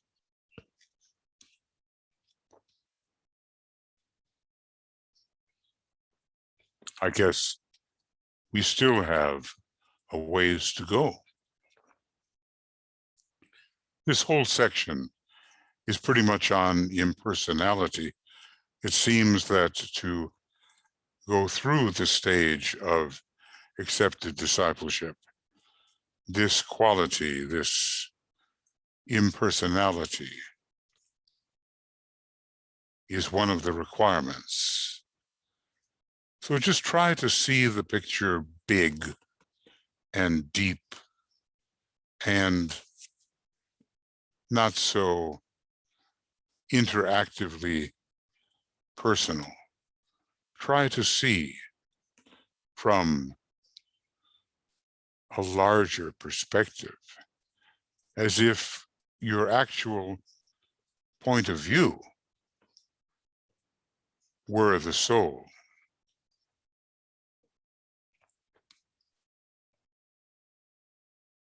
Or even the spiritual triad.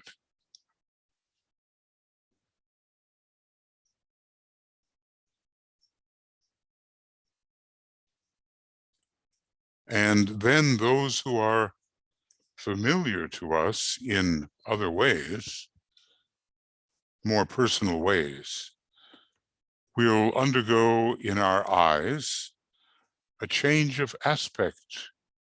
Who is this person in the larger context?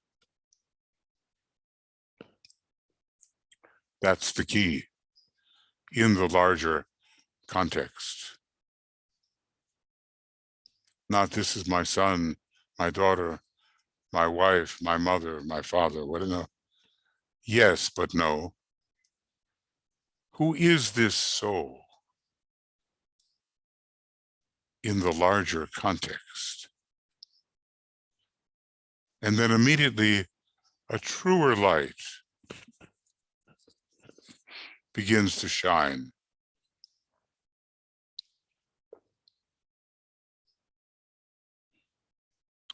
Revealing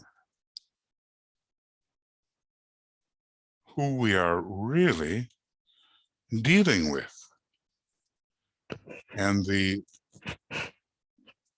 familial intimacy, which of course is good in its own way, gives way also to ashramic intimacy, or to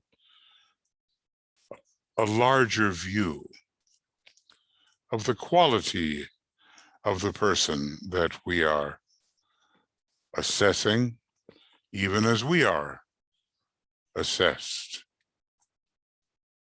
It will be a change in a point of view. So there's lots here on impersonality. Impersonality has also to be developed in connection with the master himself.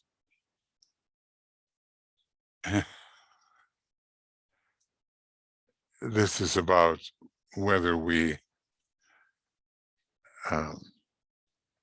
accept the truth. He is not occupied with making his group of disciples satisfied with themselves, their status, or their service. Remember the good words of mediocre cheer, which came from that, it turns out, quite a destructive thought form of Master DK. At least two succumbed to it quite badly. LTSK and IBS succumbed and damaged themselves badly, and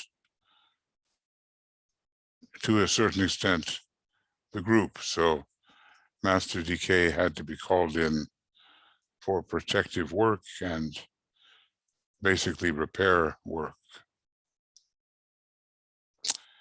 But if we think that our master is always going to be patting ourselves on the back, he has no time for such things. It would promote in us extension instead of intensity. And can we take it? Some of the disciples could not. They were personally offended. Maybe Master DK did not understand them, or they had been looking only at certain aspects of their work, and Master DK was bringing in other aspects, perhaps which they had not thought about.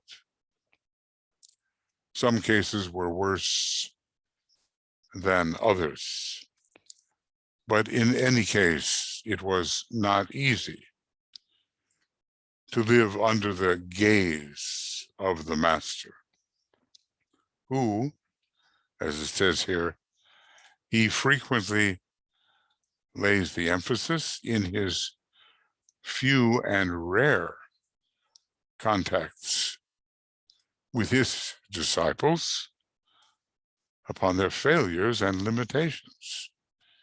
He does not only give them a steady flow of teaching and increased opportunity to serve. His work is primarily to help them detach from the form aspects of life, easily spoken and mentally understood, but painfully gone through. His work is primarily to help them detach themselves from the form aspect of life and fit them to undergo certain great expansions of consciousness. This is what we mean by really training the disciple. He assumes the factual nature of their dedication and desire to serve. I mean, they couldn't have approached that close to him.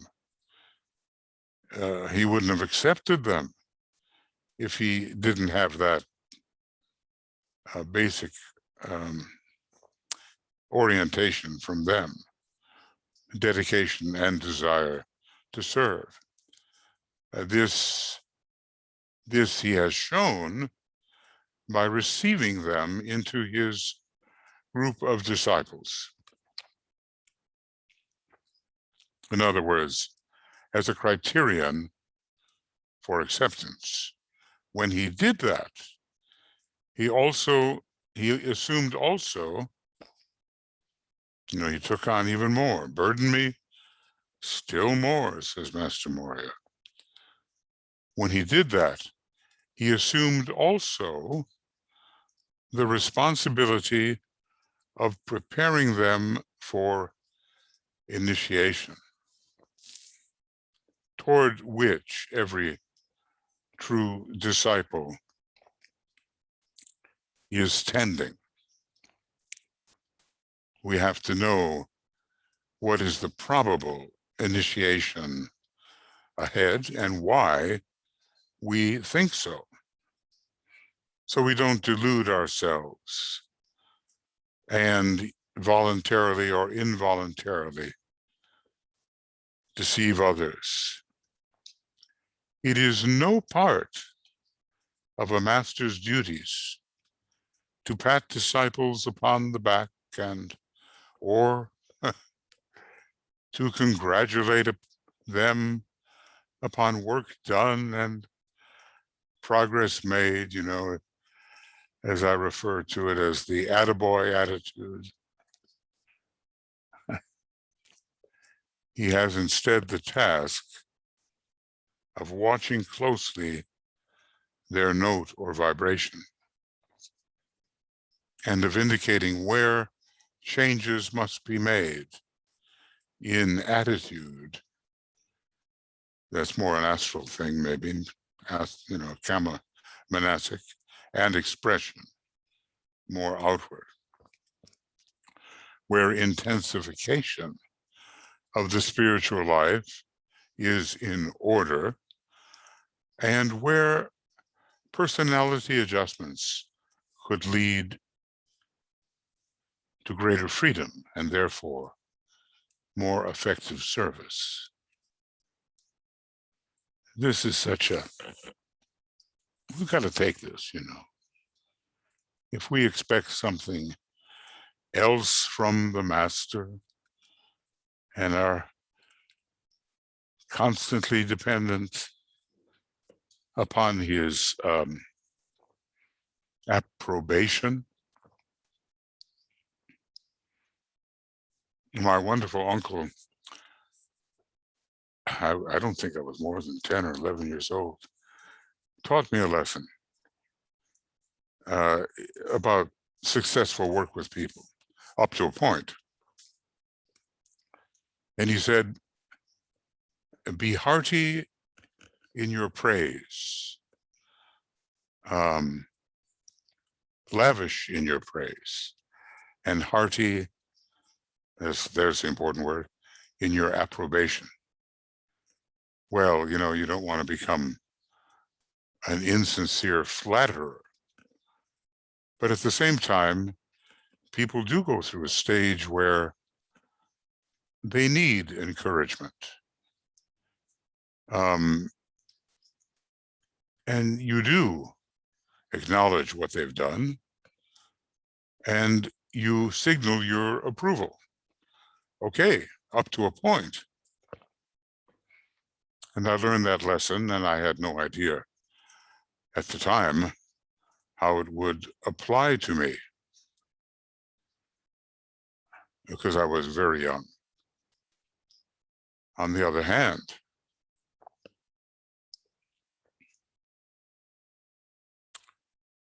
when we reach this stage of accepted discipleship,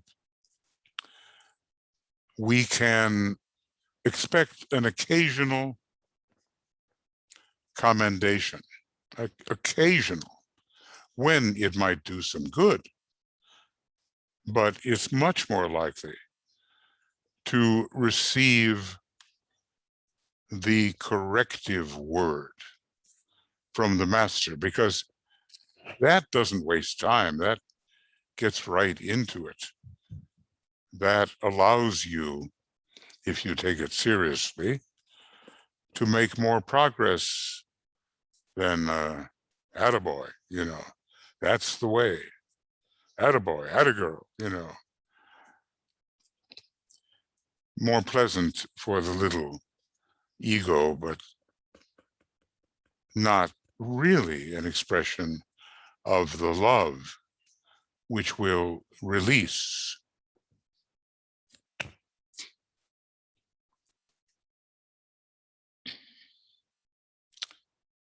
Well, this whole thing about impersonality and what we expect of the master, it has to be taken seriously, because the day will come, even if that day is not quite here yet, when contact with the master will be factual. His work is, he does not only give them, he does give some, he does not only give them a steady flow of teaching and increased opportunity to serve. His work is primarily to help them detach themselves from the form aspect of life and to fit them to undergo the next expansion of consciousness. How else would we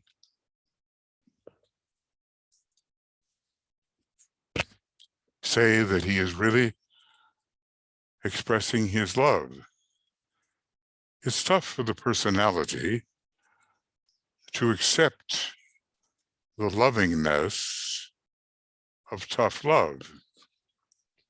And of course, the tough love that DK gave, I think, was more than occasionally modified by Alice Bailey, who, being closer to the members of the group in some external way, might say, oh, you can't say that.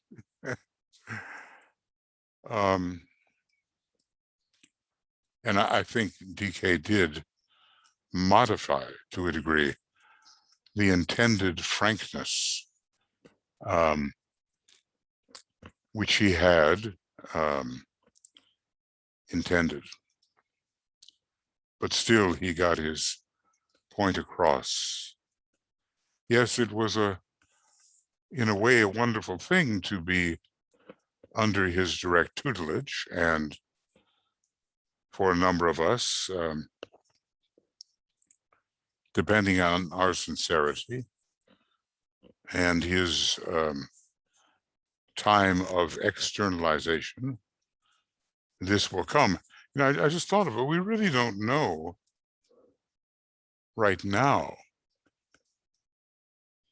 whether he will be gathering further groups of disciples or the reincarnated aspects of those he had before. He certainly is going to offer the teaching, but will he also offer to some personal instruction? Well, I guess if we're too eager about that, it's just another sign of our self-centeredness. But whatever is required to take your eyes off yourself, aid the work, the world needs you, whatever best fulfills that little triple mantra will be done. We are just now, my friends, heating up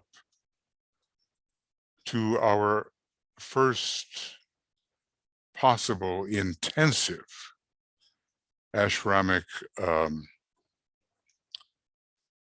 opportunities.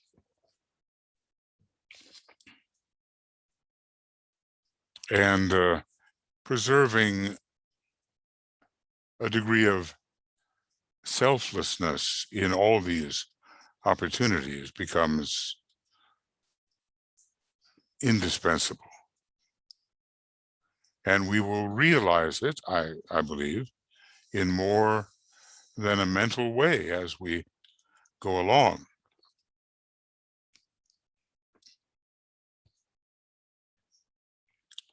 So his task, watching closely the note of his students or their vibration. Does it help the group, slow the group down? Does it disrupt? Does it harmonize? What does it do? And of indicating where changes must be made in attitude and expression.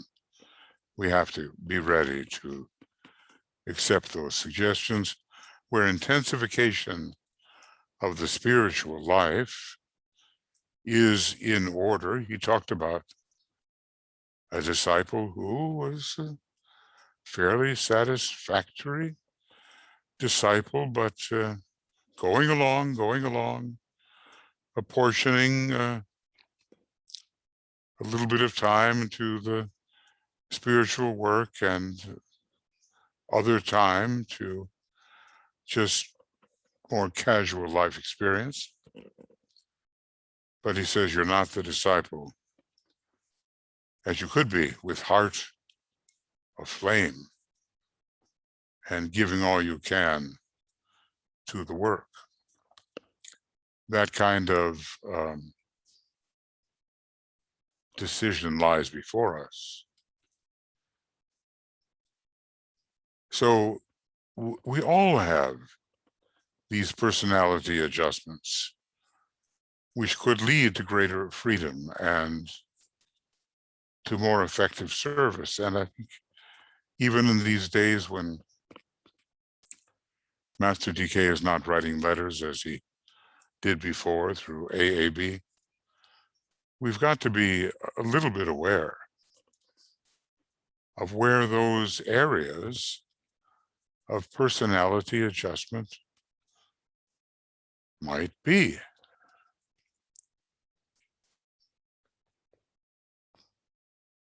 There are so many ways to adjust the personality, to make of it not a rebel. That's Mars, right? Mars is the rebel, and Mars, well, so is the Earth in a way. The attitude of rebellion, but that's in a different sense. Mars may be active in inclining us to not to obey the inner impulses of the soul. We have to detect those tendencies. We all have them. We know that suspicion, self-pity, criticism, these all induce glamour. We know that, well, there's so many things. Rigidity of thought prevents a real, more exalted point of view. We know many things.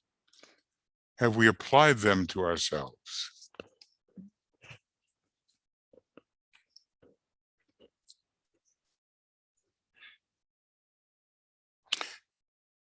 You know, I have a bad personality tendency.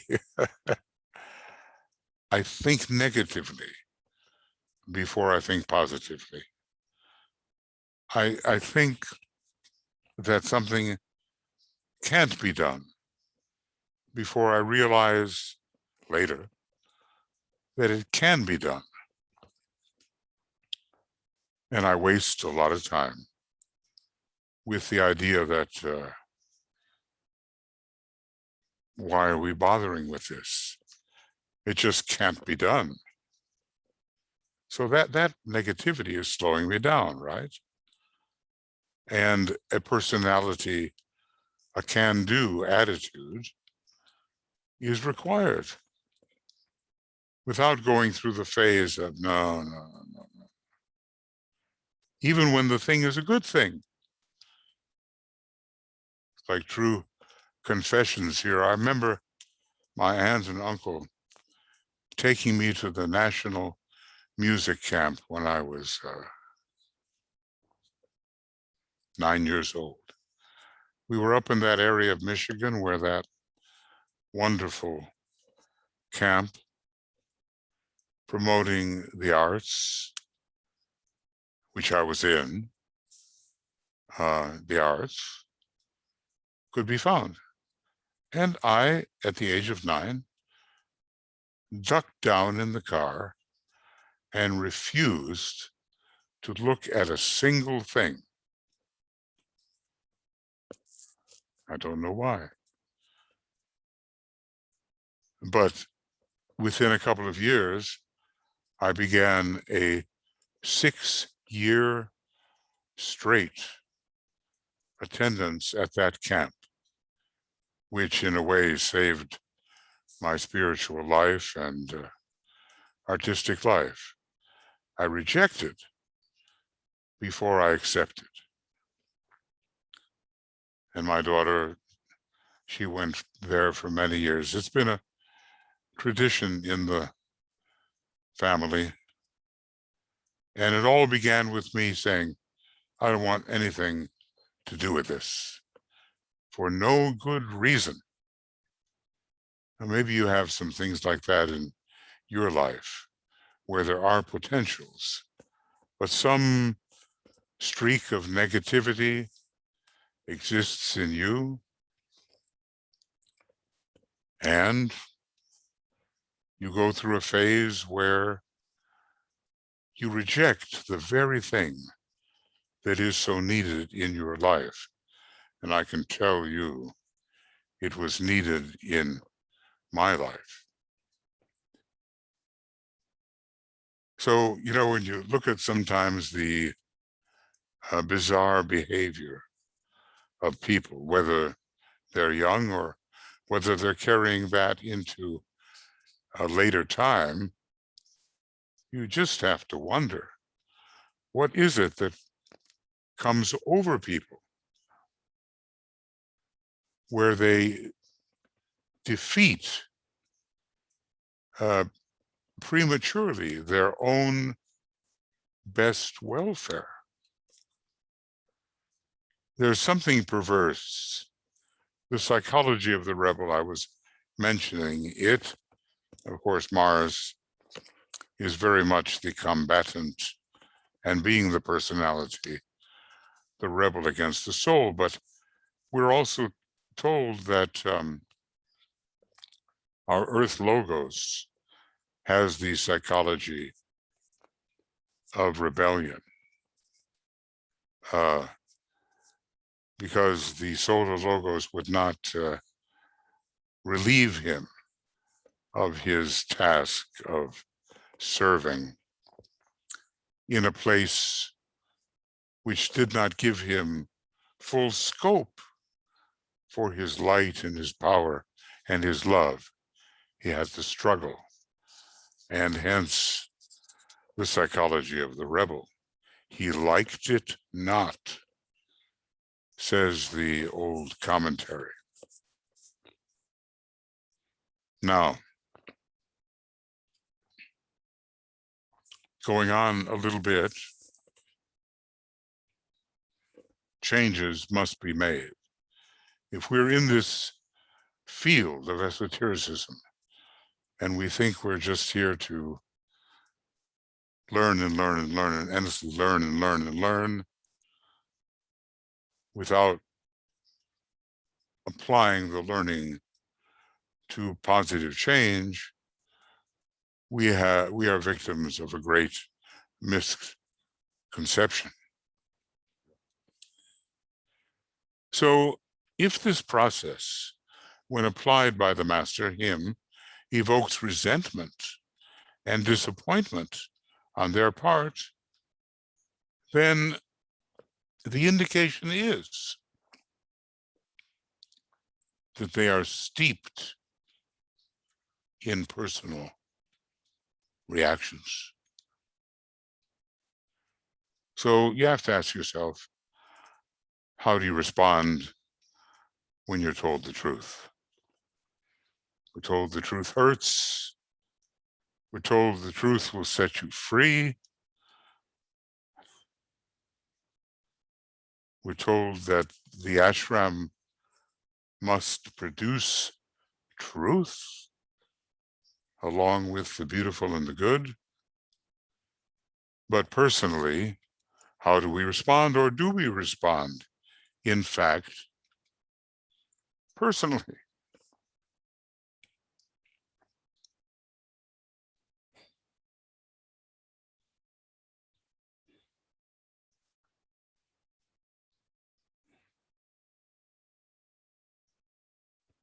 And maybe if we examine it, we shall find that we are not devoid of personal response. Another thing which disciples are apt to forget is that the master has to protect the larger ashram as a whole from the reaction of those who are learning to work in smaller supervised groups and in cooperation with their more experienced brothers. Well, sounds like, when we come in, we're going to make mistakes. And that as a result of our condition, we may make mistakes that are going to hinder the work of the ashram as a whole. We don't want to do that, of course, but we almost can't help it because of our limitations, many of which we're not initially aware of. So the master has protective work that he has to do. It's like a family. One or two may be having trouble, but you have to think about the welfare of the family as a whole, even though the needs of the one or two have to be tended to.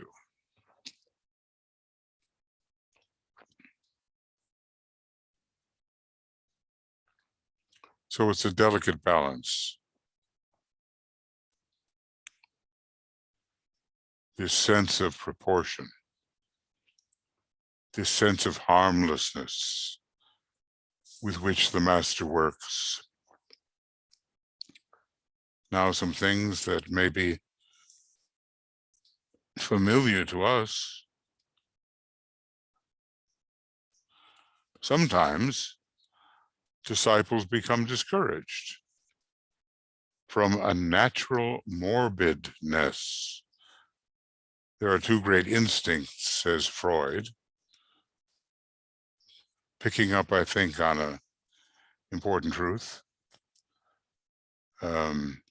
Eros, love, life, and thanatos, death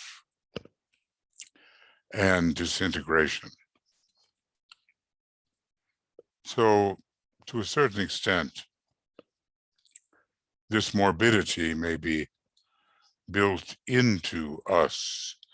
And these days, when we're examining the condition of people susceptible to the COVID virus, the disease experts talk about comorbidities, diseases which parallel the main threat disease being considered and caused by the coronavirus, a comorbidity. So disciples become discouraged. Well, maybe it's happening fairly frequently. From why? Why do they become discouraged? From a natural morbidness, self-centeredness, because the ashram is never going to be the place for the satisfaction of the little personal self. Lethargy, caused by many factors, but an inadequate transmission of vitality from the higher to the lower, and sometimes good intentions, and endeavor to resign from the ashram or group.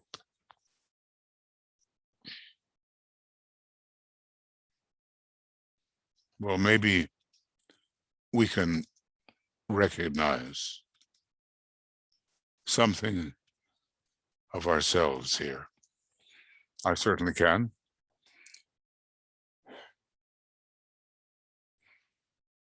And, you know, good intentions is like the aspiration, the veil of aspiration found on the highest etheric level. And that aspiration tends to lead to what takes us away from our service. Aspiration for something other than has been truly presented to us. And so they endeavor to resign from the ashram or group as if they were like a normal job, a business. Oh, I don't like this. It's not all I thought. I resign. No, there's something built into the true nature of the individual, which is meant to draw him or her upward along a certain line, and you cannot resign. Well, at least, you know, you can go through the motions on the path of return. So if DK tells us about resignation from the ashram or group, this they can only do exoterically For the esoteric link always persists, though it may be temporarily negated in the need of the larger group to protect itself from some unit in its midst. There were some people that DK had to temporarily, in a way, disqualify from further participation in the new tasks, as I said, regarding the seed group of 24, the new reorganized seed group, as it was called, and also a group of 14 meeting in New York at the time of the full moon with Alice Bailey. I mean, not everybody got into that group. First of all, I think you had to be able to attend the meetings in person in New York City. So that would have been, we didn't have planes flying in and out like we do now. So the esoteric link will persist no matter how many twists and turns the disciple goes through in order to relieve himself or herself of the responsibility which seems too exacting or too onerous. The members of an ashram, DK goes on, and accepted disciples who can be members of an ashram up to a certain point, are always engaged in world work, and effectively so. And our capacity to impact many different people and places upon the globe has certainly expanded in a way unforeseeable at that time, at least unforeseeable by certain, by the individuals. Newcomers and beginners have to be trained to participate in that work, world work, and ample scope is always provided to that end.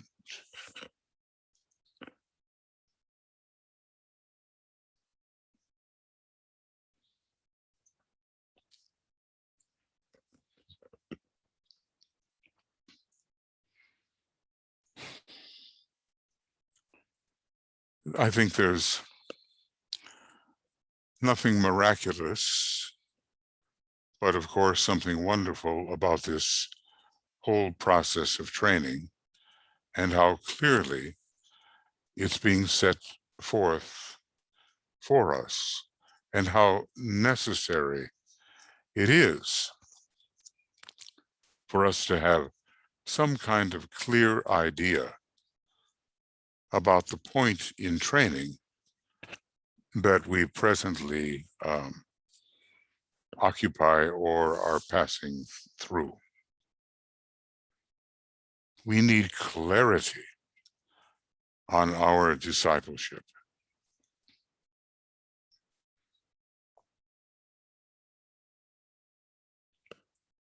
Certain periods come when disciples have to be faced with clear and definite questions, in the answering of which they discover themselves and the scope and fruitfulness of their demanded service.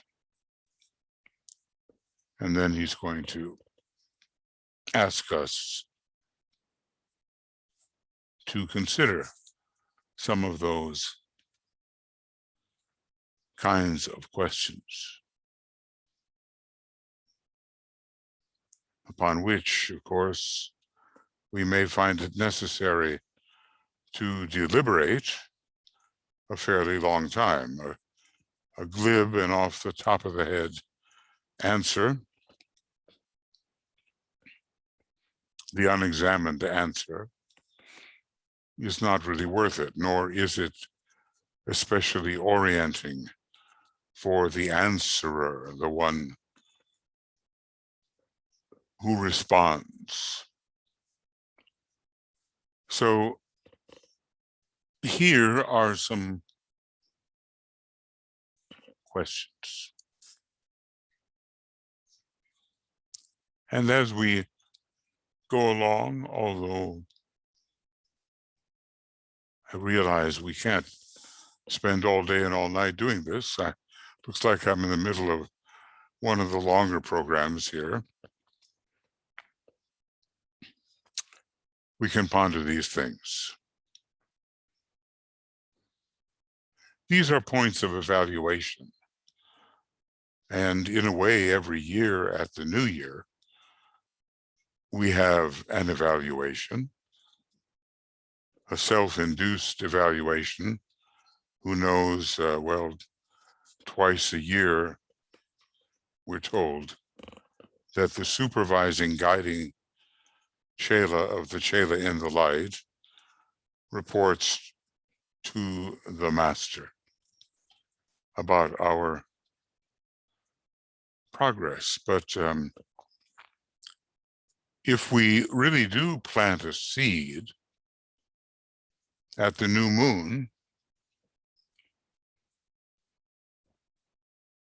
then we can question at the end of every month how successful we have been in nurturing that seed. Of course, sometimes it can be the same seed, the same, well, is it species, or I'll just say type of seed.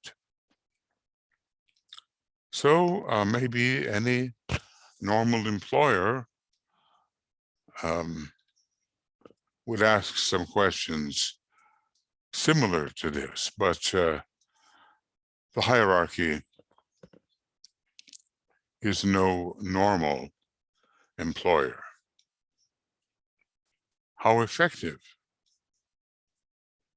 is my work in relation to my sphere of activity? We have to have a sphere of activity. We can't be everywhere and do everything, even though philosophically that may be strangely true. But the rest of us have a sphere of activity, and we're responsible for promoting certain positive changes within that sphere. Am I effective?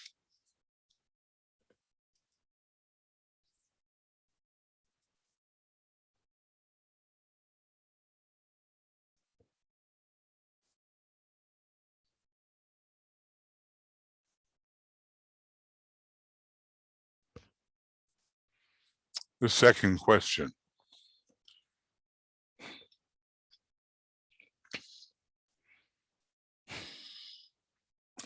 how effective is my thinking and planning in relation to what may lie ahead in the immediate future? Sometimes it's difficult to connect point A with B with C, and our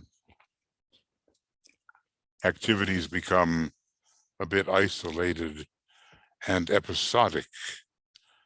We have an instance of this today in connection with the plans for a post-war world and the need for intelligent and spiritual reconstruction activity. Did this enter the problems of humanity? He talked about the psychological rehabilitation of the nations.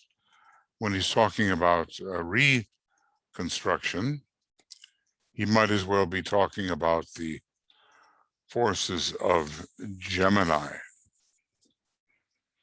because Gemini brings in the forces of construction, maybe reconstruction.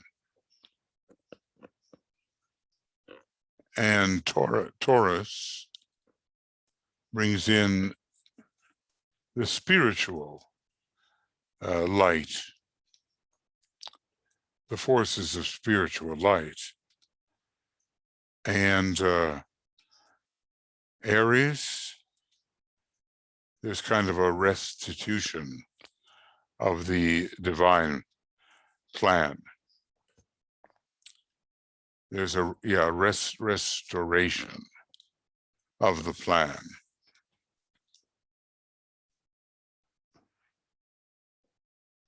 So am I selfless enough, group-centered enough, nationally centered enough to actually be able to help with the reconstruction? We may think that all of that has now been done, and in many places materially it has been done. I mean, if you go to Japan, it looks restored, the forces of restoration. If you do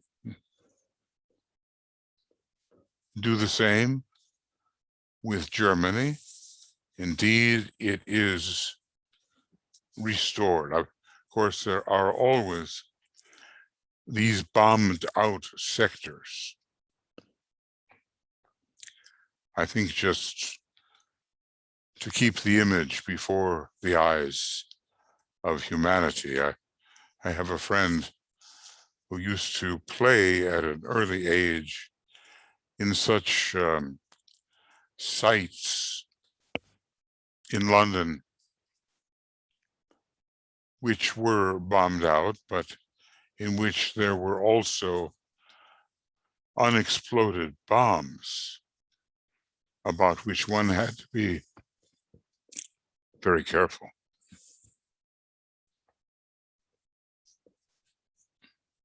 So am I thinking ahead? Am I planning ahead with faith that my thoughts and plans, asked in the name of the Christ, can and will inevitably materialize whatsoever is asked in my name, and with faith in the response, we'll see it accomplished. So, to what extent do we see the future world?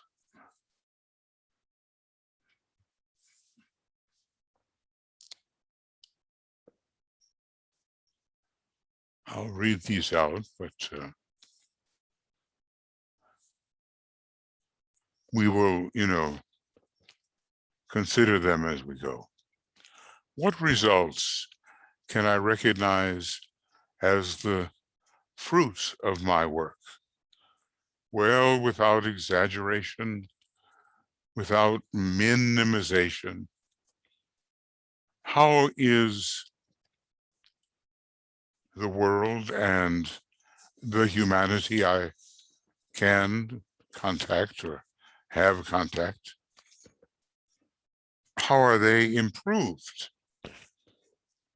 by the work I have done?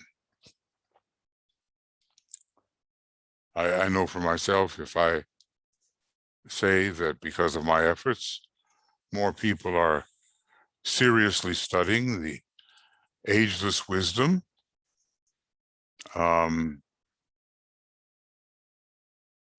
I think something of value has occurred, and a certain fruitfulness is the result of the last, well, let me say, some 35, even 36 years of work going on. What results can I recognize? Oh, I think I just did that one. I'm sorry.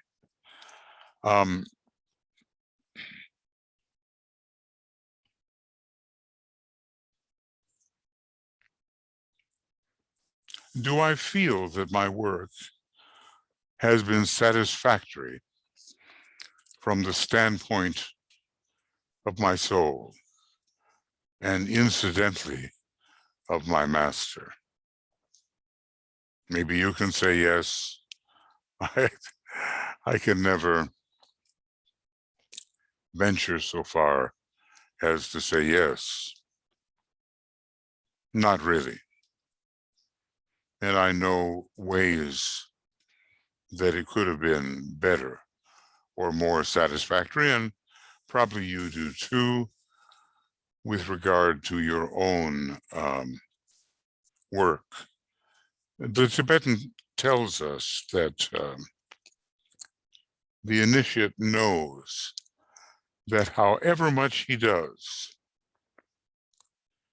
it's not really enough, and something lies awaiting for him to improve. So the answer would be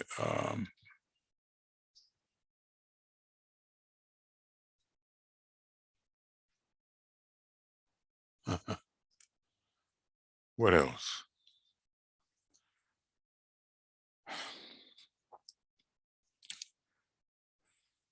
These are some questions, aren't they? And they, would require serious contemplation and maybe discussion with one's group of co-disciples. Have I worked with impersonality in relation to my fellow disciples and co-workers, no matter what their status?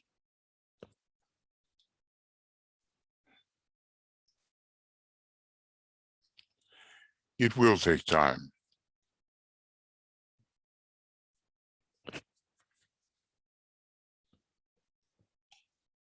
To develop the proper attitude.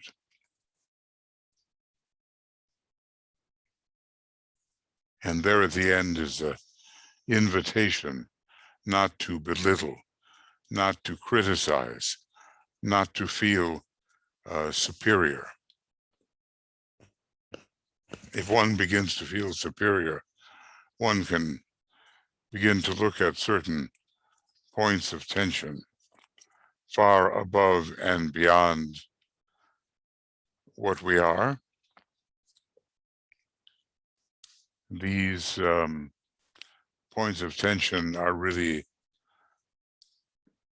incredibly deep and vast human beings, or heavenly man, or solar man, or cosmic man.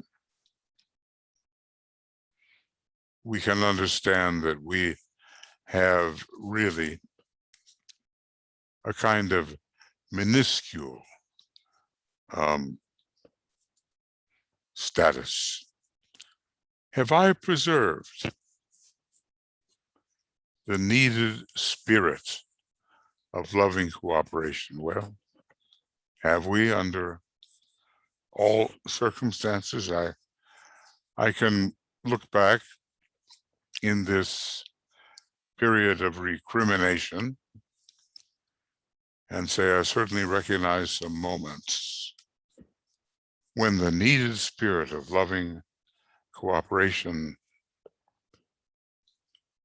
was not primary as it should have been. Do I recognize truthfully my own and my co-disciples' limitations? I mean, without reacting to them.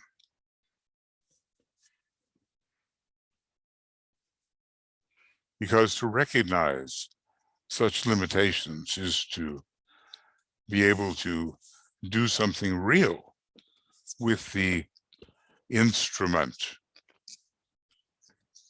rather than delude ourselves or feel so much self-pity that we become immobilized. So recognizing limitations, I certainly like to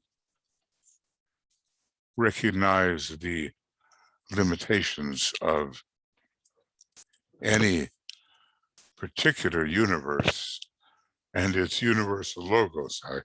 I know that's carrying things a bit far, but there are important limitations having to do with the extent, the expanse of the universe, and just what any emanation can really do, especially when compared to its source, the universal logos. There are quite a few questions here, aren't there? Do I recognize truthfully yeah, that was it, I did that. Do I realize exactly where I stand? That's one of the ones that I find being violated all the time. The beginner is always consciously more conceited than the experienced disciple. So DK tells us. So do I realize exactly where I stand?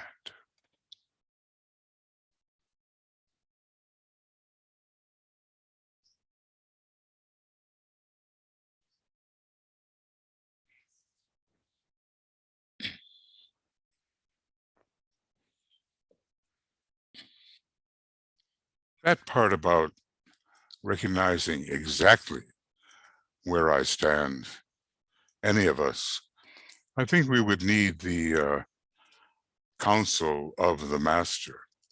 But approximately, yes, we can. Whom I can help, and to whom I must look for example, because example is such a great help. It's not just what someone tells you to do, it's the example they set. And to whom does every one of us have someone like this?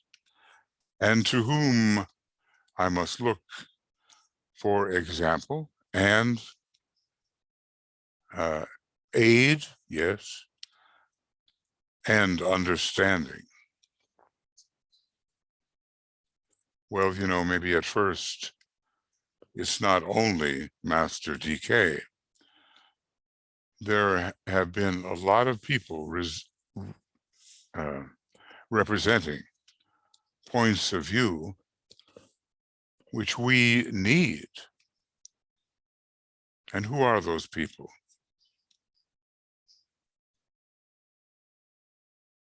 From whence comes sound advice? There's a lot of people willing to offer advice, but you can't necessarily depend upon it. where I stand. Remember, take the big context into consideration.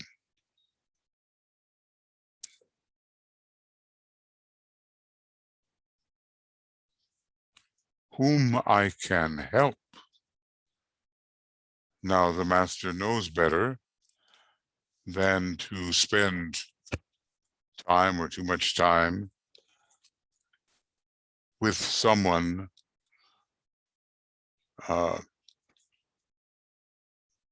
who can be helped by a much lesser initiate. It's just all part of the law of economy. And of course, you can look, for example, in some areas from someone, and then with regard to other areas from someone else. So what do you need? And who is doing what you need and can express to you what might be helpful. I guess I'm giving little pieces of history here, but I was born into a family with a father who could build anything.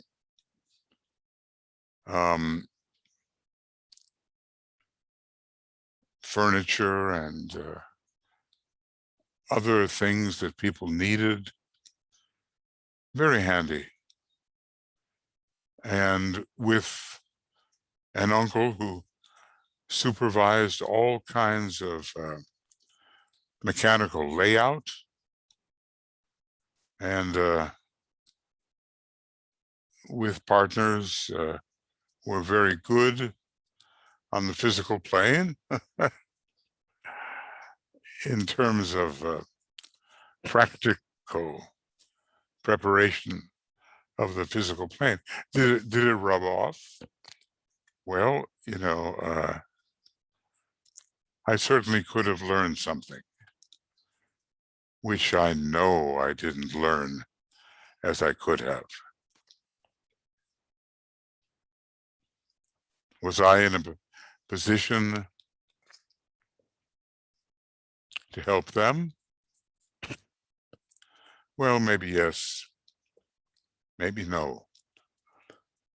But they were certainly in a position to help me, setting an example of constructive labor upon the physical plane. Probably in our lives, there's always someone that we could look to, sometimes for comfort and solace and understanding, and other times because they're doing something which we have to learn to do. Now that I'm the old guy on the block, I'm realizing what that opportunity really was and saying to myself, if it happens again, I'm going to really recognize it. One of the first lessons a disciple has to learn is to recognize what is occultly called hierarchical progression. This enables the disciple to place himself consciously at the point to which evolution and spiritual unfoldment have brought him, and therefore recognize those whom he can assist from the standpoint of his greater experience, and those to whom he must look for like aid. Rules of the road. Some move ahead. He follows after. Some move behind. He sets the pace. It's all a question of humility, which is an adjusted sense of right proportion. And combine that with the completed point of view and divine understanding, and you have the elements of harmlessness. So I've given you a few little examples from personal history, hopefully either helpful or amusing.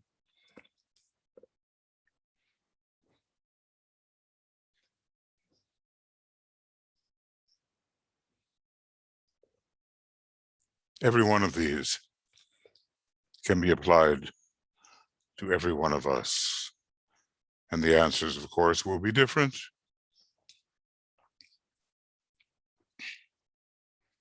This is a moment of truth before the bar of my soul. Pass the bar, learn the law. And in that big movie house in the sky, like Kirk Douglas in the movie Illusion, all alone in the Akashic Record House movie theater, with the guys up in the booth taking out the big canisters in which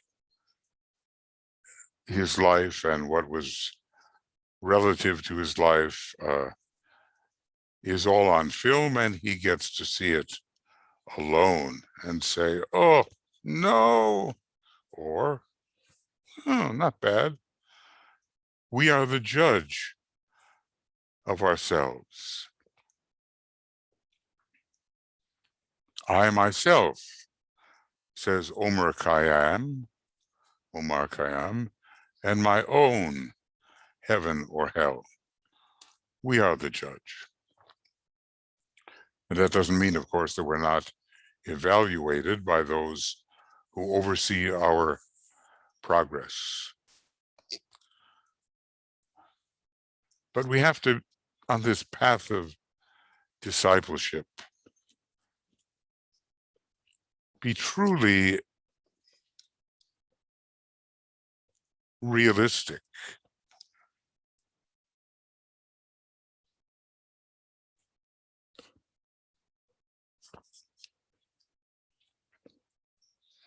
It helps us nothing to exaggerate or to minimize.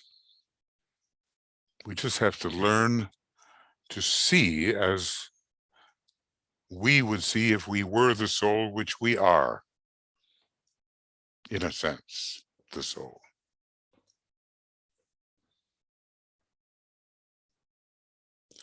Our point of view will change.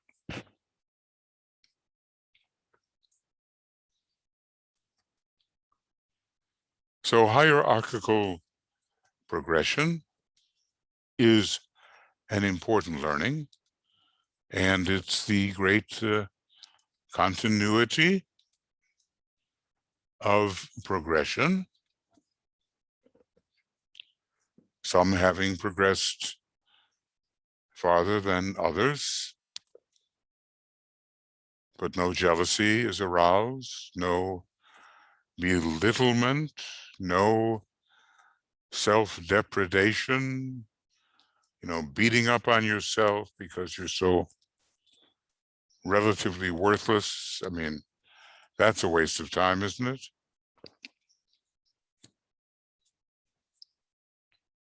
Don't want to waste your time, because as Master M says, to waste one's own time is suicide, a form of suicide. Then he gets a little more intense about it. To waste the time of another is murder. Whoa. There's nothing soft-spoken about that evaluation. So let's not live in a fool's paradise. The fool, having no real basis of knowledge, believes this and believes that, and simply accepts non-factually based suppositions, theories. We have it going on today.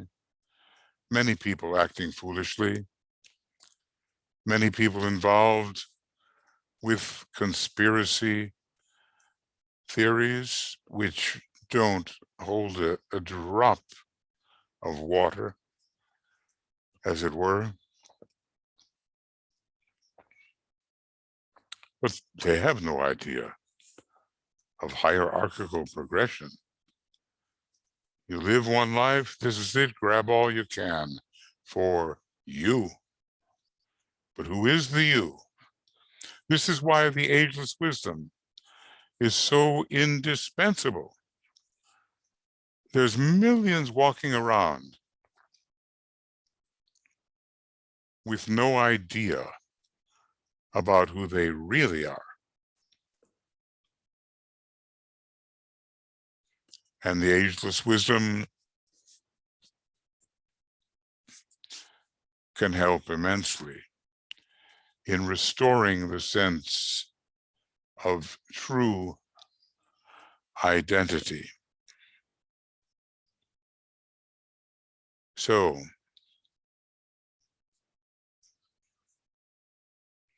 whom can I help? Whom can you help? And to whom do you look to be helped? And hopefully the choices are correct. Because, you know, if you are like Hercules in the third labor of Hercules, he chose Busiris, the false teacher, as his teacher. He looked to Busiris for help. And all that happened was he got chained to the altar of false worship until he woke up. So let's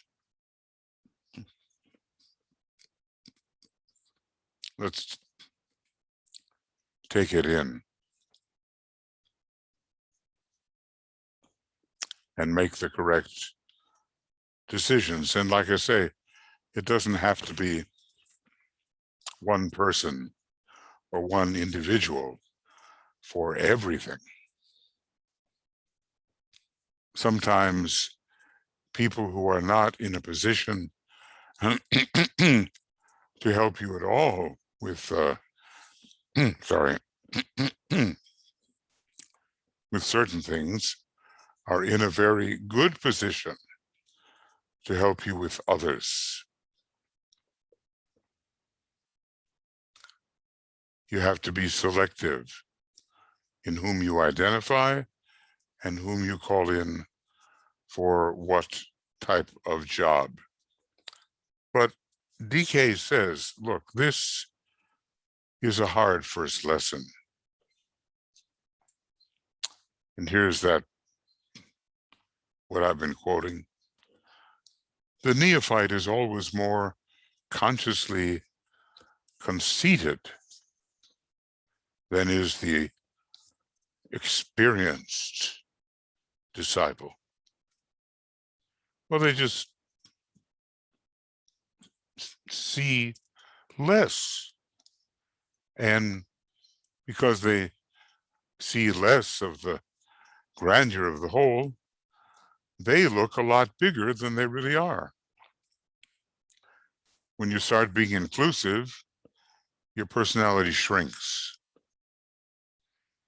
until it is finally, as in Leo, the relinquished point. It's a vanishing point. The personality becomes, philosophically at least, a vanishing point.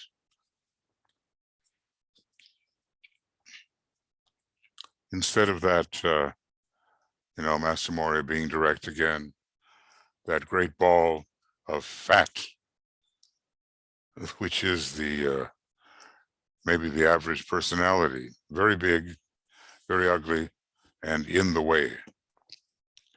It was the need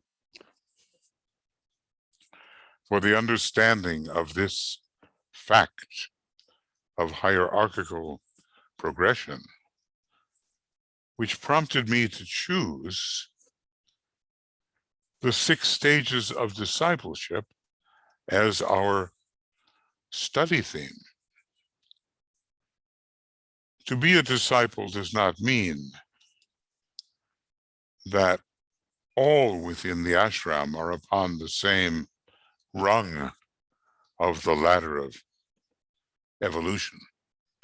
But I think I'll just accentuate this point from Master DK, why he chose for us to study the 6 stages of discipleship. Now, I don't know how other people, other masters would be so meticulous, as to identify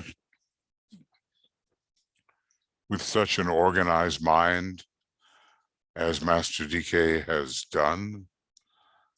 They would have their own way of presenting these facts. But he wanted us to get the sense that it's not, when you say all men are created equal, we don't mean that all have performed with equal success over the sequence of incarnations. To be a disciple does not mean that all within the ashram are upon the same rung of the ladder of evolution.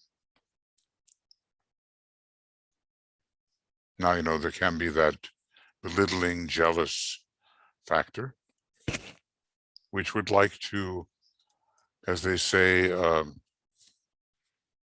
in Australia, to indulge in the tall poppy syndrome. If 1, 2 or more poppies are having their head above the others, you just whack off their heads. But that's not the truth of the matter. Aquarius does have an interesting mode connected with it, which I could call equalization, rather than seeing things as a miniature hierarchy, which we are induced to do in the beginning of Rule 10, raise and the initiations. Aquarius has that standardizing approach. And I think the Soviet Union got very involved in that standardization in the beginning. It's one thing to say from each according to his ability and to each according to his need. And it's another thing to say incorrectly that the proletariat, the worker in matter, considered as a general practical class of people is of the same caliber as the advanced intellectual spiritual disciple, yet all are needed, of course. But the leveling, what did they do it was Cambodia. Was it Cambodia? Where if a person's hands were hard, they weren't killed. If they were soft, indicating a more intellectual life, perhaps, then they were killed. Artificially making what takes more incarnations low, suppressing that, and artificially elevating what is more a foundational stage, perhaps requiring less incarnations. We can't manipulate the law. I mean, we try, but we can't manipulate the law in the sense that we force our desires and preferences upon it.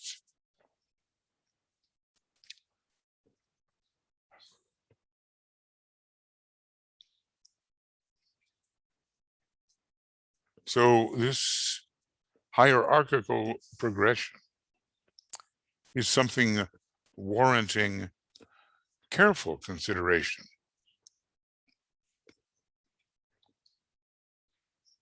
We have to recognize that it's so important to be impersonal in this respect. Fundamentally, interiorly, we are all pure being. In terms of our extensions, we differ greatly.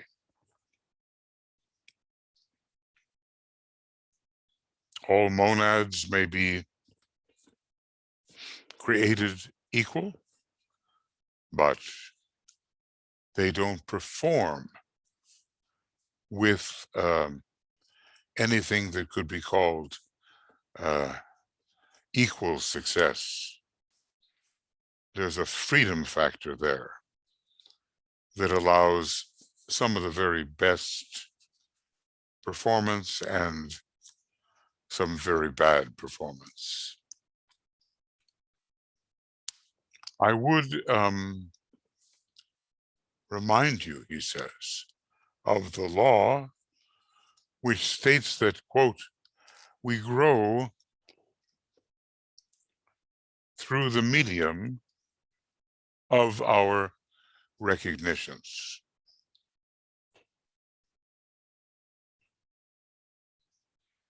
And they come upon us in surprising ways. The aha. It's a kind of the intuition knocking at the door. A recognition, when it is seen as an aspect or fractional part of a greater whole, not the whole thing, that would be a problem, is the seed of a major expansion of consciousness. A stabilized expansion of consciousness connotes initiation. This is an occult statement of major importance.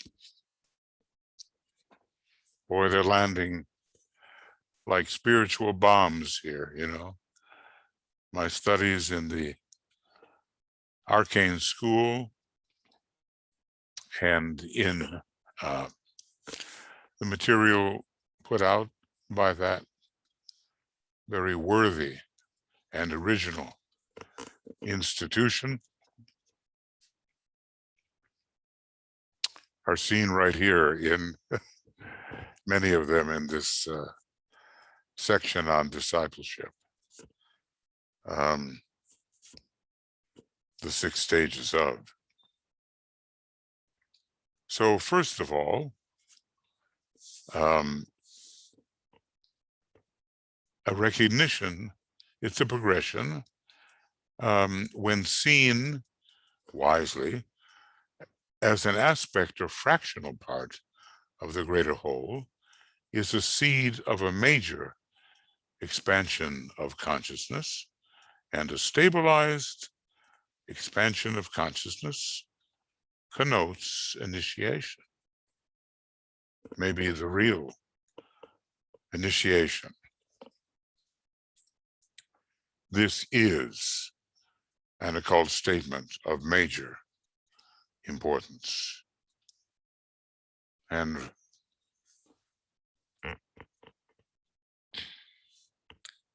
he asks us, please be aware of the progression possible and the progression through which you will pass, and where you presently stand in the midst of this progression.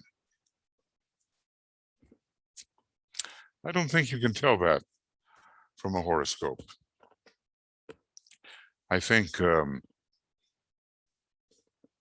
we could be born at any time, and a high soul would use the astrology to advantage. I mean, it can look like a terrible chart from the point of view of comfort and pleasantness, and yet be very advantageous otherwise. Or it can look just beautiful and harmonious and not lead to much accomplishment at all. So I'm one of those astrologers that tend to think, well, yes, there may be a few indications that might be able to tell you something about the individual if they were to really use such indications in a wise way. But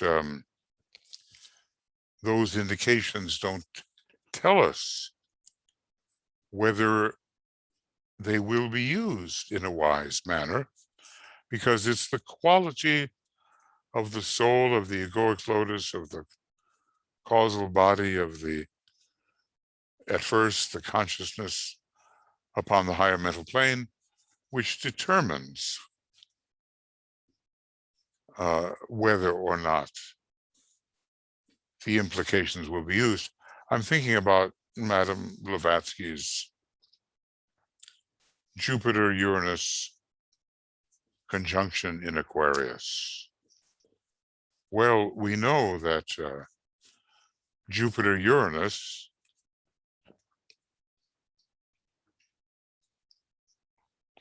is the signature of mastership. He talks about this page 71 of Esoteric Astrology. But we don't foolishly think that all of the many thousands that are born with that Jupiter-Uranus conjunction in Aquarius know what it's all about and can really do anything that a high soul would do if they are not a high soul.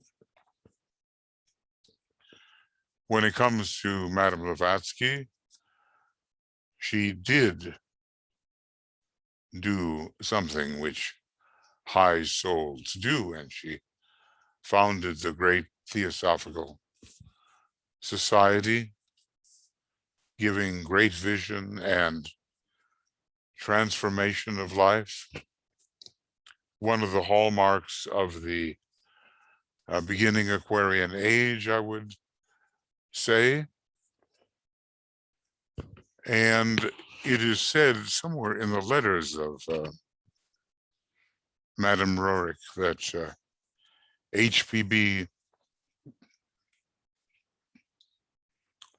made her way to the central stronghold,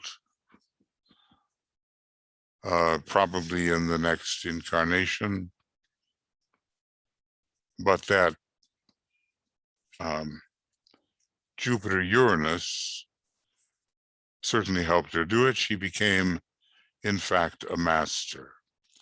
And what we're looking for now, or we think we can find, a first-ray master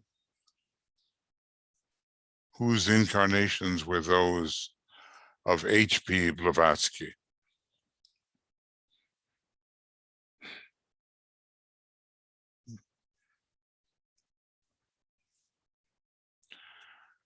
So, don't take anything in a totally concrete manner.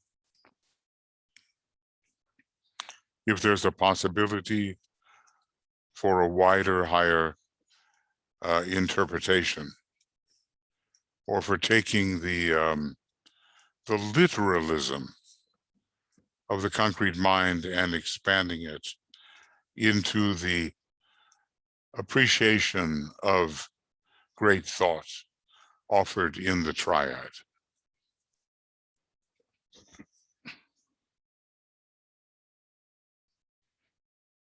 This is a great definition of initiation. But you can't take the recognition as if it is the whole thing. Now, if some ardent sixth-ray soul comes along and his watchword is Jesus saves, he's had the revelation, okay? And then he applies it to everybody and everything, and exclusively so. And his mind is on a single track without room for other truths and for elaborations about what that really means.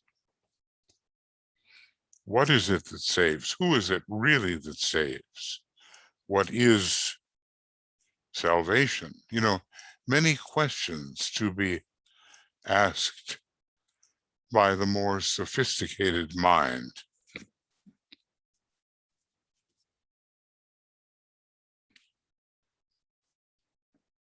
It is essential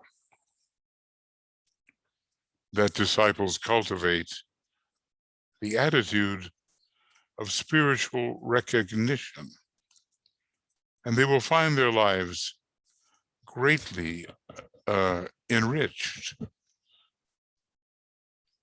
when they do. I mean, we have to know who we are dealing with. And maybe a little something of the status of those who surround us and with whom we work. In a practical sense, not a personal sense. Contact with disciples, initiates, and masters is ever evocative in the result. The power they normally and unconsciously wield has a dual effect.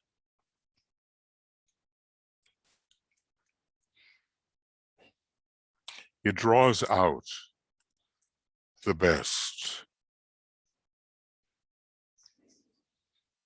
and evokes the worst, whilst presenting situations with which the disciple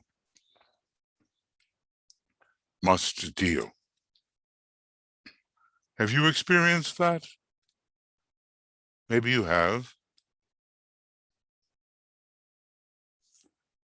Maybe when you got into a spiritually more charged atmosphere, you found yourself much enabled spiritually. And maybe you found a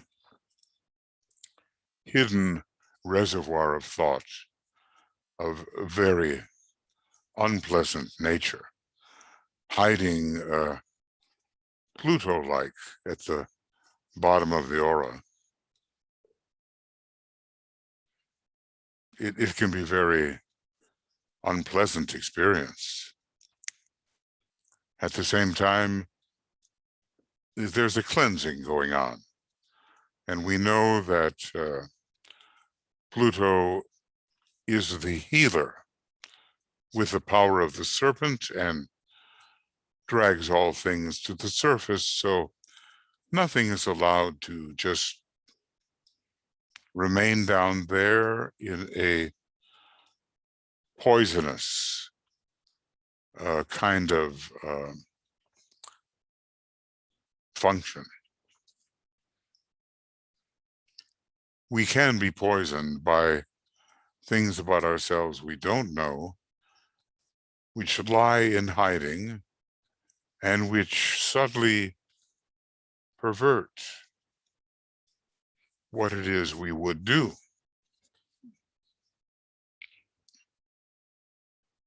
So be prepared for exhilaration and recrimination.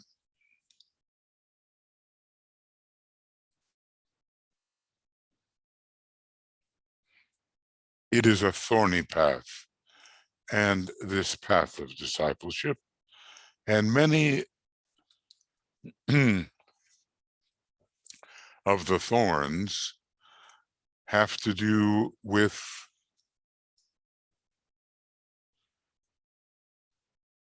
residual, unredeemed tendencies.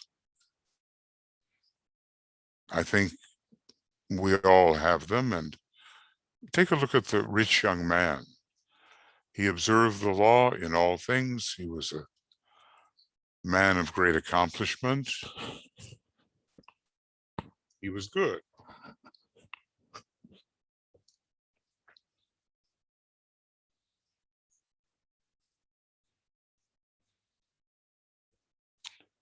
He was an initiate of the third degree. Then what is it that made him reject what the Christ said and go sadly away? He could not, he would not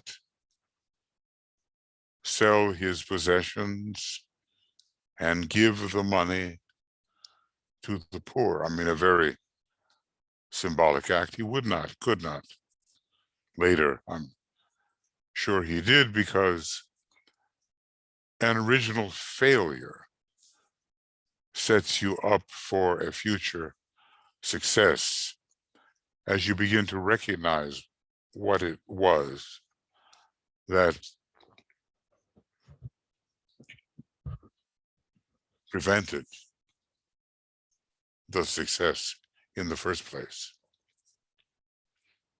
Every disciple is a focal point of power to some degree. The more advanced the disciple, the greater the force or energy which will radiate from him. I remember Tuya and I were in Tallinn, probably have told this story, and it was Dalai Lama Day. You know, we were going to, all of us who had traveled from afar, were going to see the Dalai Lama and hear him speak. And, you know, I swear, as he approached the place of meeting, you could feel his vibration minutes away. I don't know when it began, but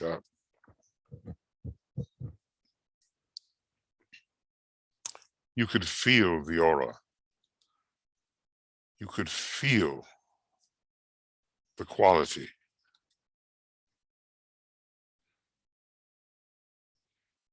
It was power, and it was illumination. It was spiritually exhilarating. The more advanced the disciple, the greater the force or energy which will radiate from him. Speaking of what radiated from him, it was a great day. And there were some issues about whether the dignitaries would come out to meet him, and someone tried to bait the Dalai Lama getting some kind of revenge or irritation out of him, and they said, what would you do if our president finally said he would come out and meet you, which he's not doing now? What would you do? And oh gosh. And the Dalai Lama said, well, I would say hello. That completely disarmed everything. The kind of antagonistic intent that was being set up by the questioner. But then the Dalai Lama, a great soul, is very skilled with his obvious fourth ray somewhere at bringing harmony to situations. The more advanced the disciple, the greater the force or energy which will radiate from him. This necessarily presents situations which the lesser disciple has to handle. It evokes, meaning things could get out of control because of what is evoked by the presence.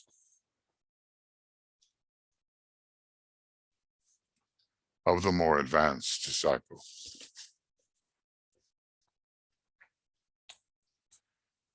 The true disciple never does this with intention. Okay, now I'm going to invoke or evoke some unpleasant reaction in you. Watch me do this. No, not that. The theory so prevalent among occult groups that the leader or some senior working disciple must stage situations in order to develop the student is contrary to occult law. So there have been a lot of wrong notions surrounding these things. The moment, however, you step into the range of the radiation of a master or any disciple senior to you, then things are bound to happen in your life. I remember the Dalai Lama smiled much, and I wondered for a few days, what's it like to smile much? I tried it. And of course, I realized that the smile came from within and could be no imposition from the intention just to smile. It wasn't authentic. It wasn't sincere. It was not deeply integrated into one's being. So learning the difference between interior and exterior, between esoteric and exoteric, we learn that. So if we are trying to evoke the disciple, we cannot do that in some deliberate way, which makes us entirely responsible for the evocation. I guess the master will know how to work with the soul to accomplish such things, but we have to be careful, because things are bound to happen in your life. The radiation is effective when rightly received, registered, and consciously used to bring about the sensed and needed changes. Rightly received, rightly registered, and the consciousness rightly used. Eventually, when the disciple's vibration is constant, which it still rarely is, and responsive to the higher one, that of the teacher or higher point of tension, the two can then be synchronized. It is this synchronization which characterizes all grades of initiates, and which indicates to an initiate of higher degree that an initiate or disciple of lower grade can be admitted to the higher ranks. And then again, one of our bombshell spiritual statements over which we could long ponder. Let me do it this way. Synchronization is the key to initiation.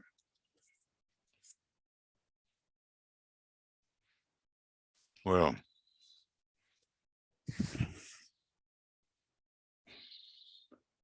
something will happen. And so let's look at this. Eventually, when the disciple's vibration is constant and responsive to the higher one, the two can be brought into sync. And it is this synchronization which characterizes all grades of initiates. I mean, even in the blending of the lights, the seventh stage, it is a kind of synchronization, and which indicates to the initiate of higher degree that the lower can be admitted into the higher ranks. So in the case, let's say, of Master DK, he's going to look for people whose aspiration, whose thought, whose physical plane life is synchronous with what he is trying to impart. Wouldn't it be a waste of time to take in those who were not especially interested in persisting in the type of achievements that the master seeks to see achieved. So the master must evaluate. And that's, it's so good. I mean, one, how do you call it? Display of fireworks after another in these great synthetic sentences. Synchronization, among other things, because we've had them mentioned, is the key to initiation, including that, stabilized expansion of consciousness, revelation leading to an expansion of consciousness and a stabilized expansion of consciousness, leading to initiation. Some teachers don't even like the word initiation particularly. I think in the Agni Yoga books, or is it in the letters of Madame Roerich, the term is kind of eschewed, something else is used. Well, that's up to the teacher. But DK explains what initiation is so coherently that we know that his explanations are of great value.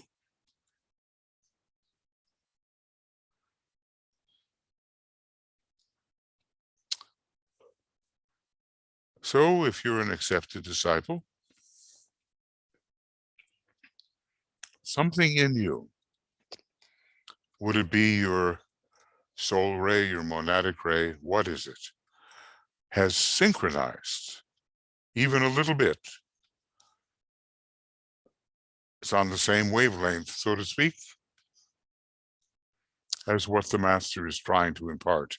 He recognizes this.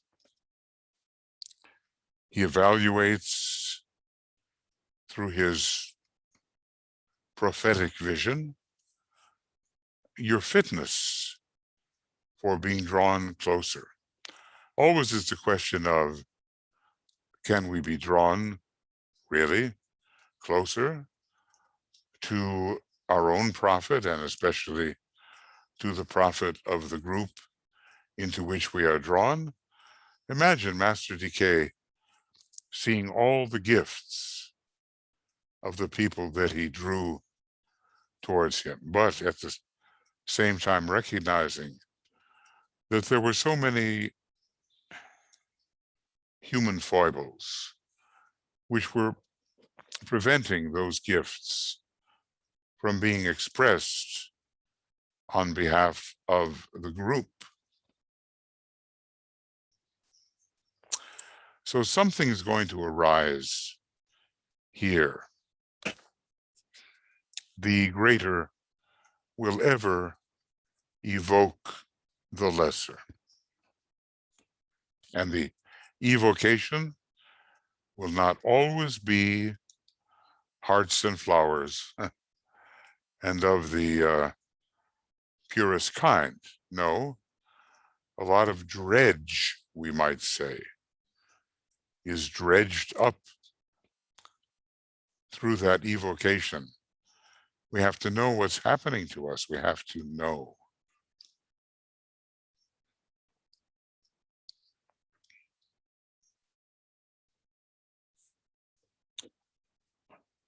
This whole thing about evocation is one of the laws or inevitable happenings upon the path.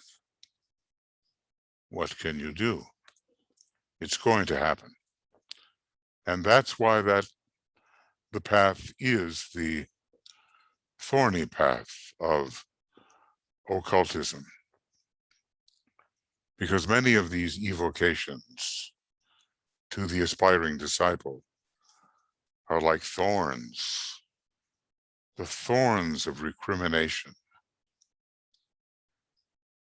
But we live through it, and we go on, and we progress, and we clean house, and we bring peace, and we share resources. See, all these things are things that have to be done in society before the Christ can reappear, but they're also done within the economy of a group or within the economy and energy flows of the individual disciple. He cleans house. He restores a measure of peace. And he learns how to share energy properly in his chakra system, found on not just etherically, but astrally and mentally and so forth.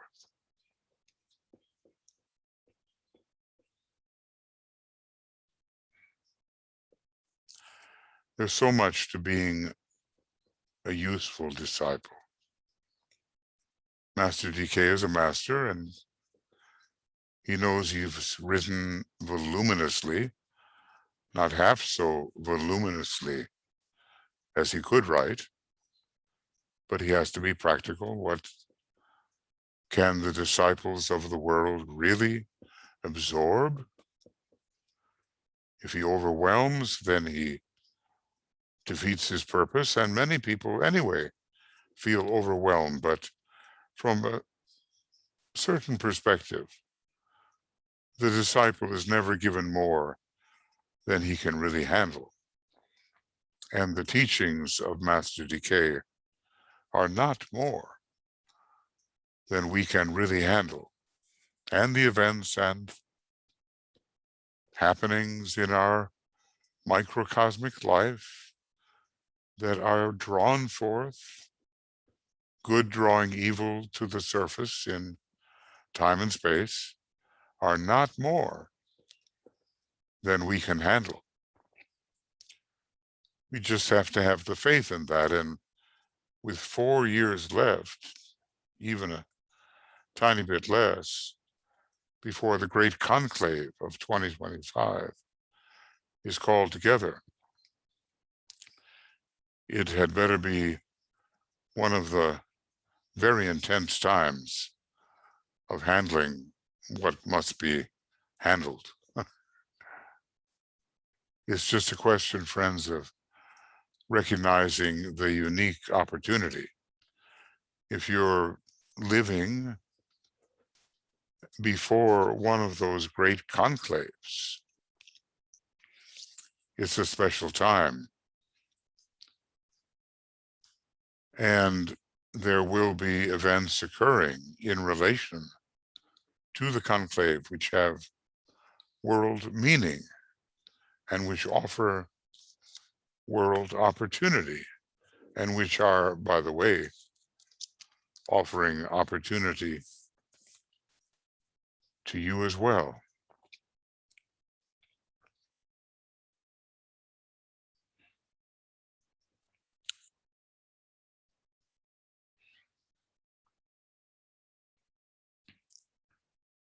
So, meditate, study, serve, all in as much due proportion as may be possible to you. We can't do everything. We cannot succeed in everything. We cannot master everything Master DK has given. But we can make our mark.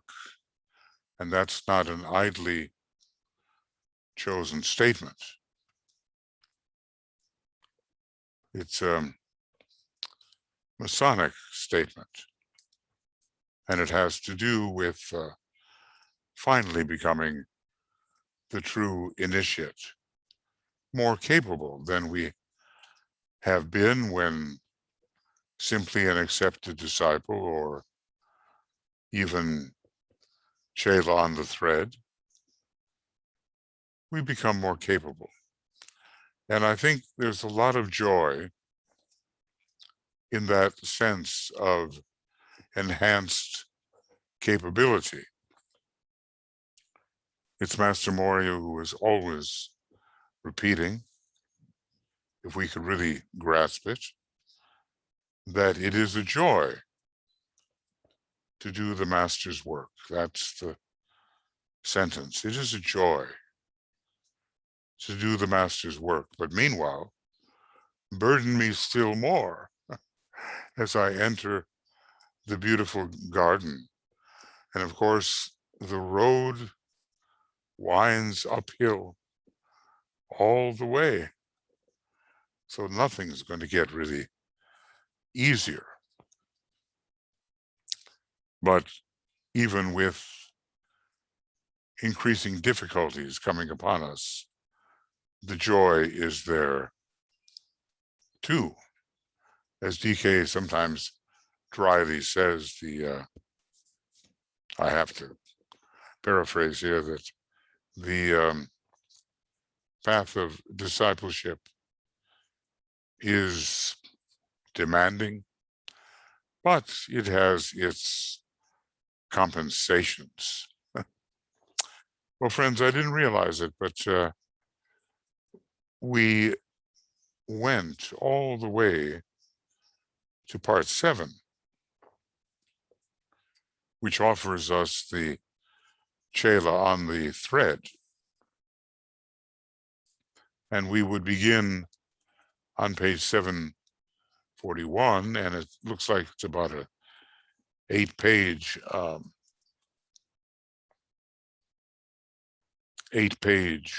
section. You have to admit that every one of these sections is a little jewel.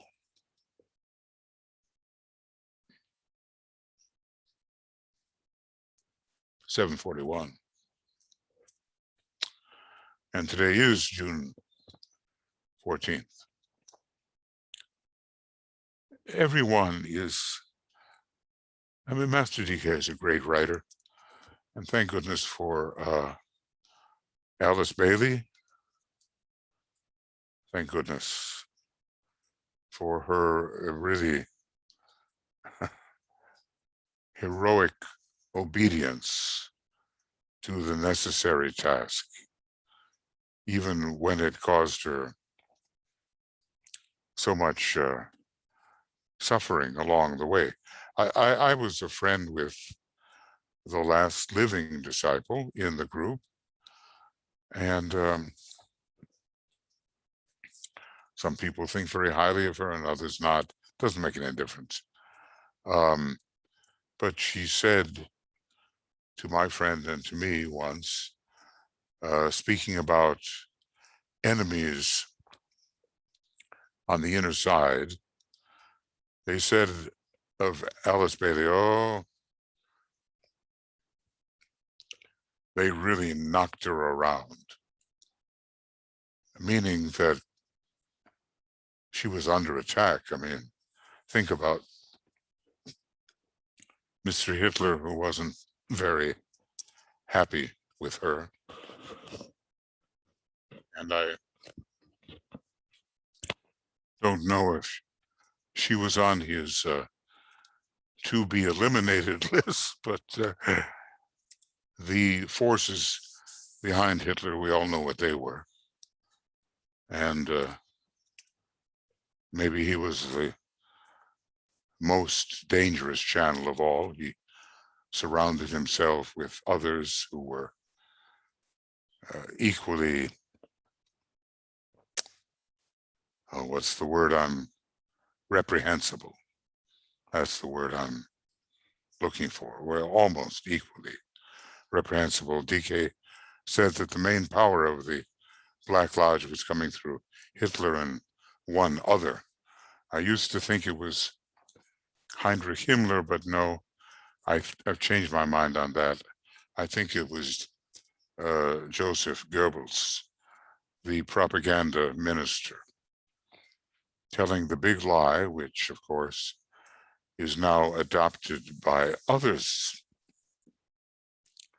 who have learned from him. Tell it big, tell it often, and it will be believed.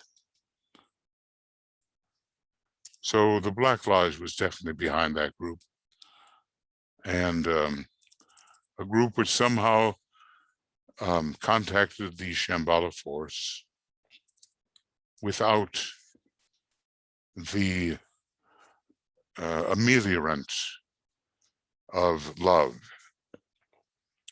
They ignored the Christ, or they tried to turn him into some kind of Teutonic Superman. No man cometh to the Father except through me, he said. Now, that's a profoundly occult statement, but they didn't take it that way, and they didn't pay attention to it. They were going to take Shamballa by storm.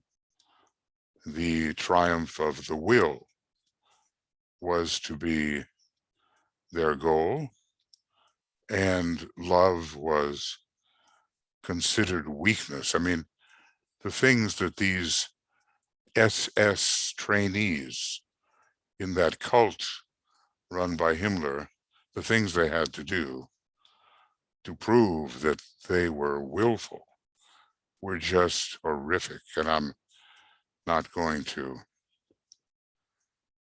describe some of them, but they were completely devoid of mercy. Well, we have a long program here, and we did get so far as to actually complete this section on accepted discipleship. And of course, there's more in the beginning of the book too.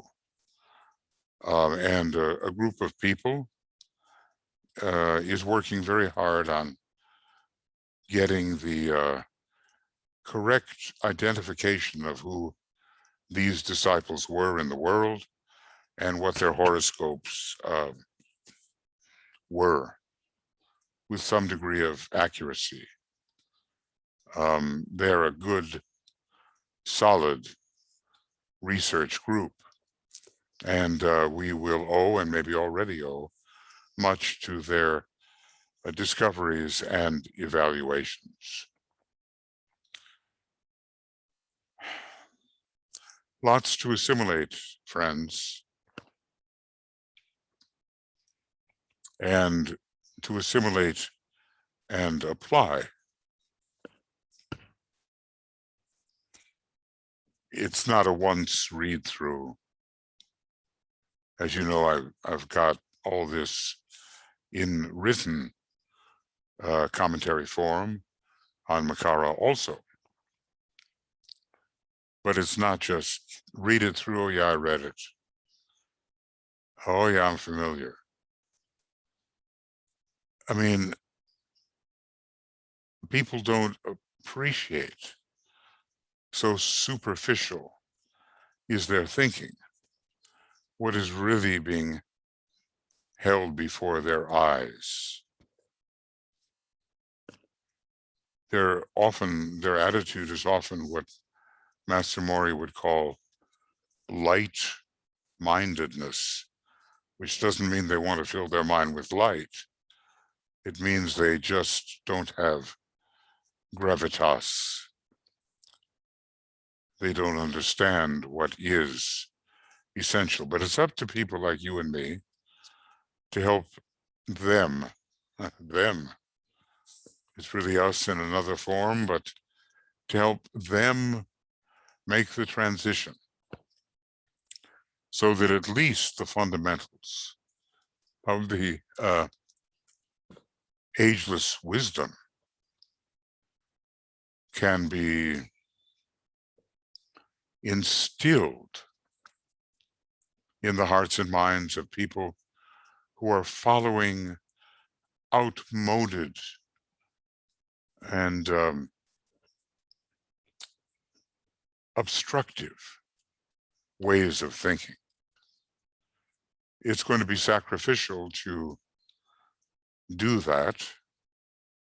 John the Baptist did it. He didn't have too good a time.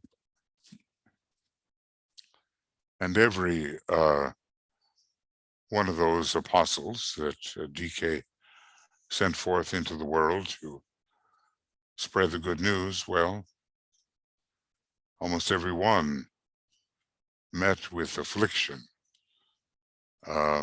Christ told them, they will persecute you for my sake. I think it is, though, John who survived all that, and with whom Paul, the initiate Paul, being substituted now for Judas Iscariot, to whom the initiate Paul dictated the book of Revelation with all of the Kabbalistic imagery and so forth. So, you know, it's a dangerous business if one is considering alone the welfare of the personality, either in terms of health or simply in terms of survival. Every bit that we have is going to be called for. Like one of my friends used to say, hey, just like squeezing juice out of a turnip.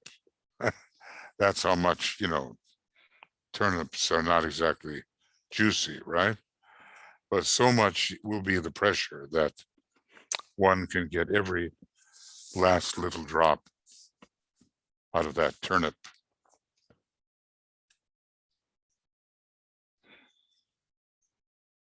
I'm thinking, you know, I have a lot of aspirations with regard to doing these video commentaries. The aspirations are unrealistic compared to the time remaining. I'm trying to think of what would be of greatest value to the work and what I could offer of greatest value to the group. I'm just not sure yet. I suspect work in the field of psychology. Already, there are video commentaries on sections of the psychology books, especially Esoteric Psychology Volume 2. Astrology is completely commented upon, and I suppose many are the errors, but at least we will think in terms of the value of the new esoteric astrology. I'm not qualified to do that with the esoteric healing book, although quotes here and there are illuminative and have been used, but I think that has to be left to, well, so far I think so, to someone whose line is particularly the healing line. Now, when it comes to psychological and mental healing, I feel far more qualified than when it comes to physical healing. So I'll just have to see, but that's a big book, and so much of value has already been written on it. But what I try to do, and I try, is to treat the entire teaching as one great sphere of knowledge, and to go here or go there according to the association, and not worrying so much about presenting only this particular subject alone. I try to bring all the subjects into the mix. When it comes to the rays and the initiations, half the book has been done in meticulous commentary of a written kind, and half the book in video commentary, realizing, of course, that time runs out and you can't cover everything. So what will be the next step? Provided there is a next step, you never know.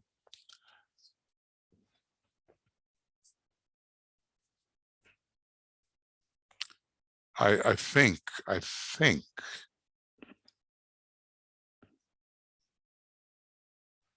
something about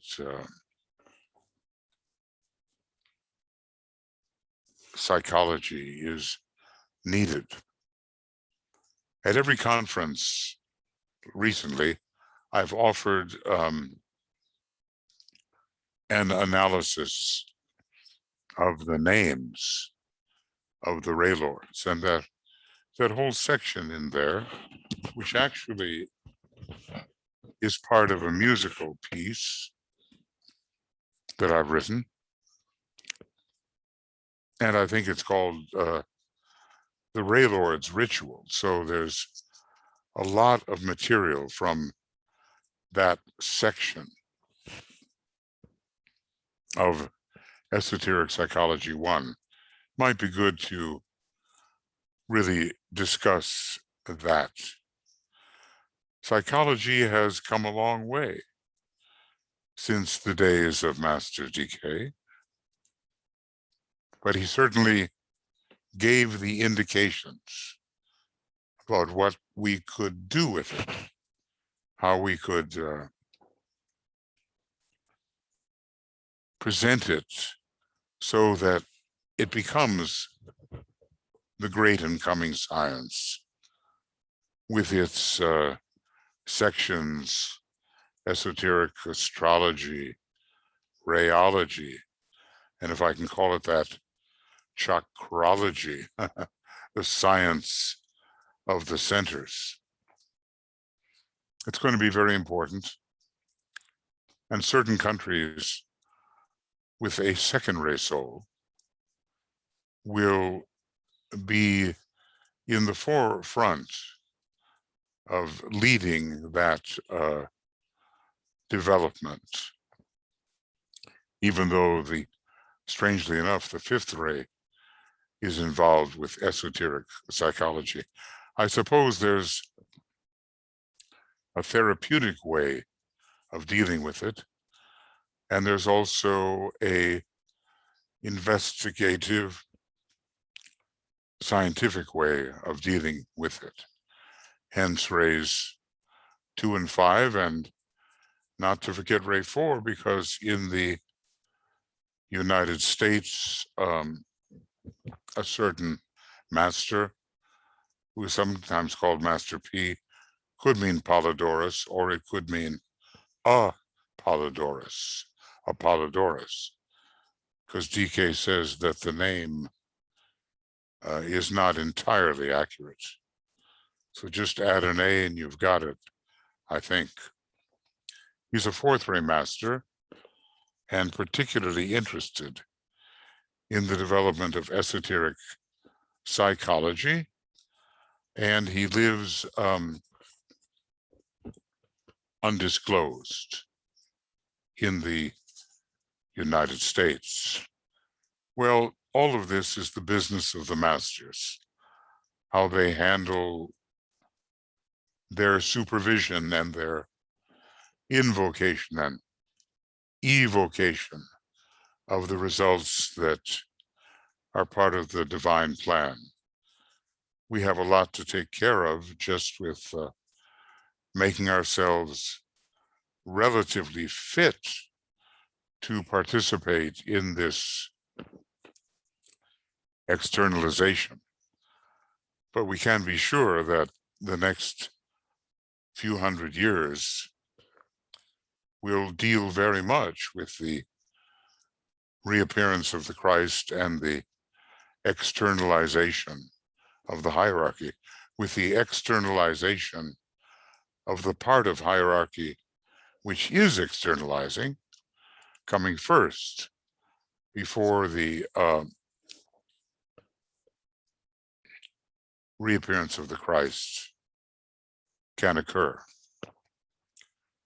So, I'm thinking about Master Mori again, and he seems to promise us something strange. He promises us endless labor.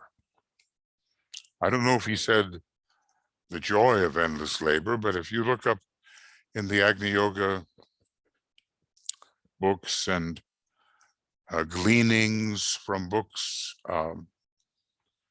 you're going to find the term endless labor.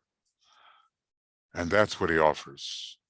Well, in a way, it's true, because if you're living in a system with no identifiable beginning and no identifiable end, in other words, beginninglessness, endlessness, it's endless labor. Even if the labor for a particular solar system, or, well, actually I meant universe, the labor for a particular universe ends with a great Mahapralaya. That ends, but it's part of an infinite sequence. And so on it goes. I'd like to think that maybe he did say, and I don't remember now, the joy of endless labor. And also that labor itself is a change of work or a change of activity.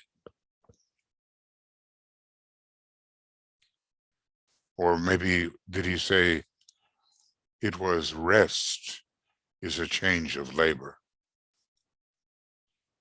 We have to learn how to use variety to keep us fresh, because this is a subject which deserves all the freshness and exhilaration that we can bring to it. And every disciple, initiate, will have to find his own way to keep things really fresh, exhilarating, inspiring, evocative. So a great responsibility is ours, friends. And the more so once we become accepted disciples, and the more so with every step along the way, on the thread, in the aura, in the heart, and the blending of the lights. Well, we'll be continuing with that. We still have quite a few pages to go. And we have 3 stages about which he has said some significant things, even if in the very end, about the seventh stage or blending of the lights. Basically, we're talking about the making of a master.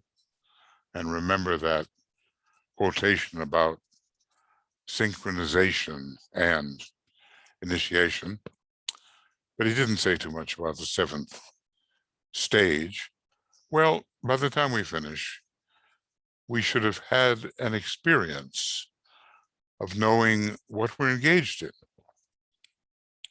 what we've been through, what lies ahead, inevitably, how best to facilitate entry into what lies ahead.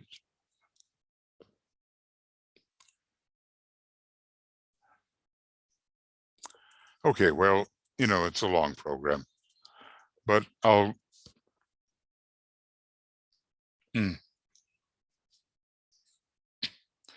get it ready for you. And with the help of our team, we'll get it up on Makara, and we will put it on YouTube, and we will move forward. So, with love and many blessings from Tuya and myself, and from the whole communications team, I'll sign off on this one and see when to sign on the on the next one. Chela on the thread. Okay, friends. Bye-bye for now.